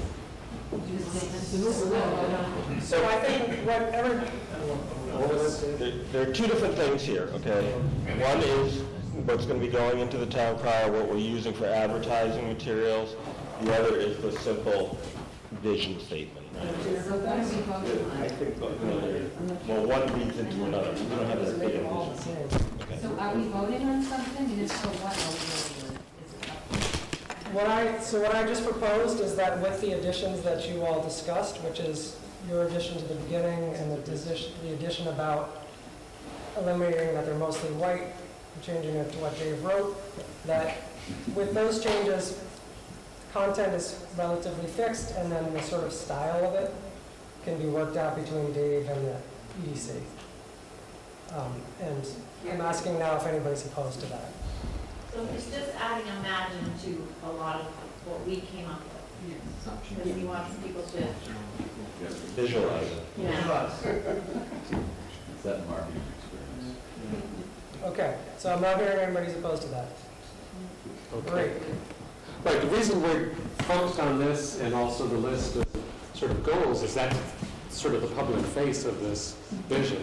So we wanted to get to that point tonight so that we can publicize this, put it out on the web, include it with the drawings, which may take another week, 2, 3.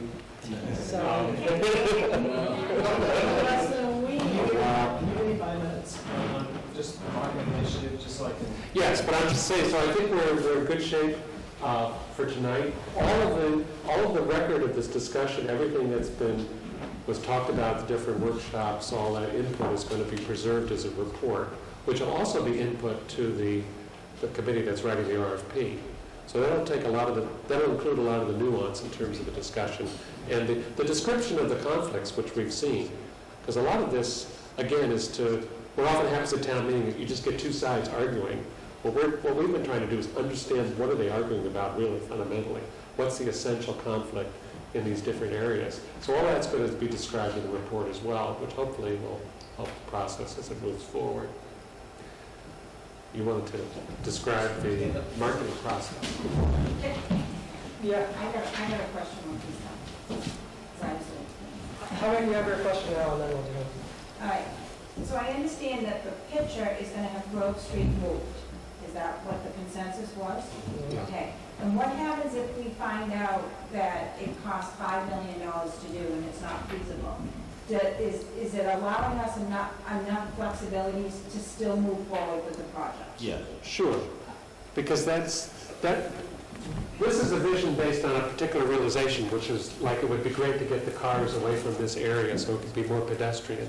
Okay. But, so that vision remains, it just gets translated into some other plan that still says, we want the buildings up to the street, we want to hide the parking, we want to have a beautiful streetscape, we want to have connectivity, we want to have active uses facing the sidewalk. So all of that remains. And this is one hopeful way we'd like it to work out, but we understand a lot of this isn't going to happen just this way. Okay, I just want to make sure, because I don't want to get us stuck in a catch-22 that we can't move forward because we don't have $5 million. And so I can't emphasize enough, too, when you talk to people about this is like an illustration of the vision. Okay. What's really important is that list of goals, because that's what's going to inform all the decisions that are ultimately made, right? Great, thank you. Is the RFP only based on the vision statement, or is it also based on the bullet points?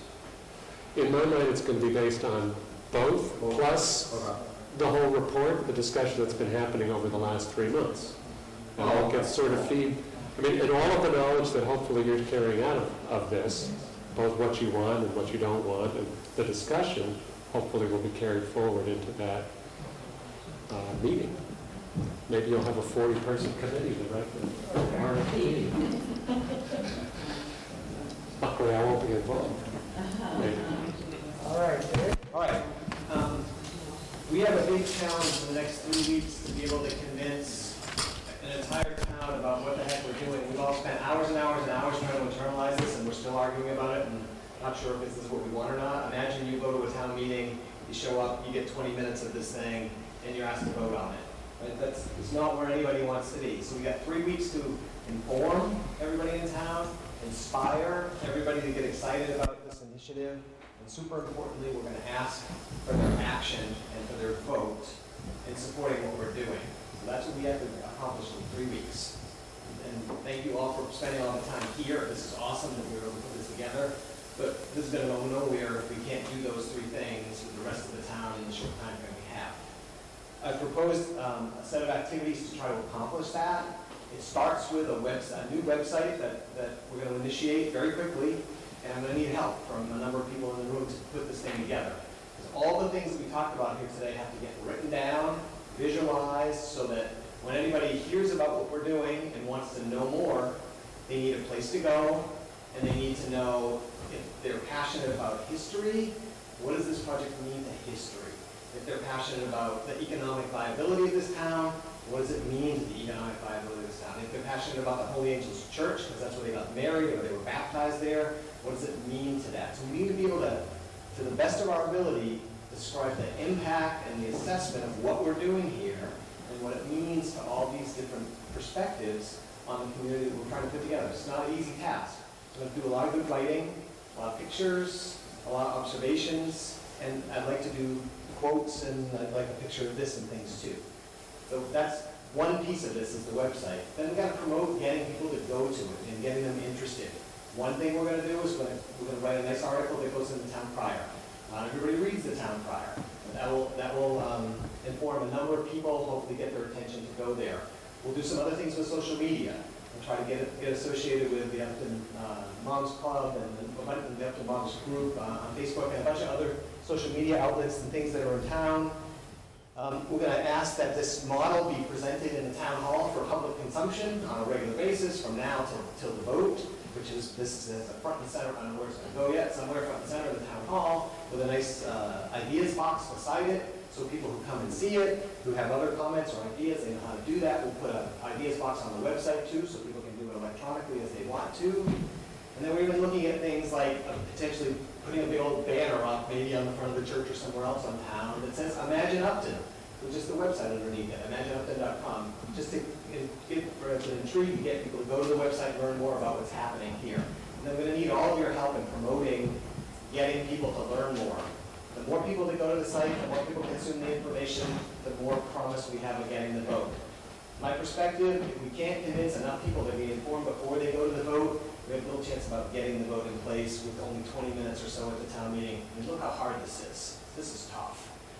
So we really got to work hard. What I need from all of you is some volunteers. I need, and I'd like you to just come sign up your name and give me your email address, or I can just send a broad email out to the whole group if you're all on the list.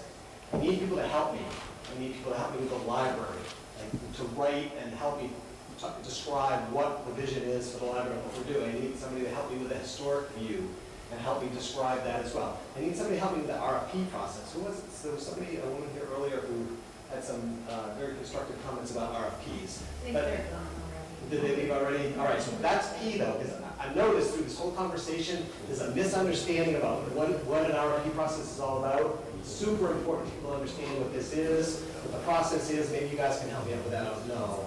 But we need to get that super, super well laid out, and then we need to just lay out the process. Step 1, we all got together, the committee did this, we created a vision. Step 2, the next thing we need to do is get a vote on X, Y, and Z. So we're going to lay it out in crystal clear step-by-step pieces so people understand how this whole thing fits together. This is super complicated, right? Like somehow it's our goal to simplify it. The only option we really have to do is to write it down, deliver it in a way that everybody can gain access to, and do our best about getting the message out. So anybody who's willing to give me some help, I would love your volunteers. I'll find a sheet of paper up here somewhere where you can write your name down, give your email address, and I will say it's going to require some effort in the very, very near future. Like over the next 5 days, we ask people to help me construct the content for this. And, there's not going to be a vote on any of it. Right? This is going to be, we write it, we produce it, and very, very happy to have feedback from anybody who goes to the website and says, oh, you got that wrong, or it's not quite right. We need that out of everybody, but we don't have time to go through a big approval process for all the content that's here. So we've got to move fast, so I need people who know the spaces and the subjects, who can write it down. We'll post it up on the site, make it pretty, and then thumbs up, and it's going to go live. And that's what we're going to do. Questions? Could you send an email to the group? Yep, I will send an email to, if everybody in the room on the list? I guess you came to this, you must be. All right, I'll send a note to everybody, just you can respond directly to me. Awesome, thank you. This is the last formal meeting we have. I really want to thank everybody for the work they put in and the respect that they've shown each other. I hope, you remain constructively engaged and keep that word constructive in mind. All of your conversations, if possible, should have a positive tone to them. And when you're talking about the process, please have a positive tone about it. The biggest issue that we have in general, I believe, is that this isn't a foregone conclusion. This is a process that we all shared in developing. This isn't the selectmen choosing, it's not the EDC choosing, it's the community choosing. So every time you talk about it, that's the most important message to get across. Thanks, James, for your leadership. You helped us moving forward. Yeah, thank you. Great job.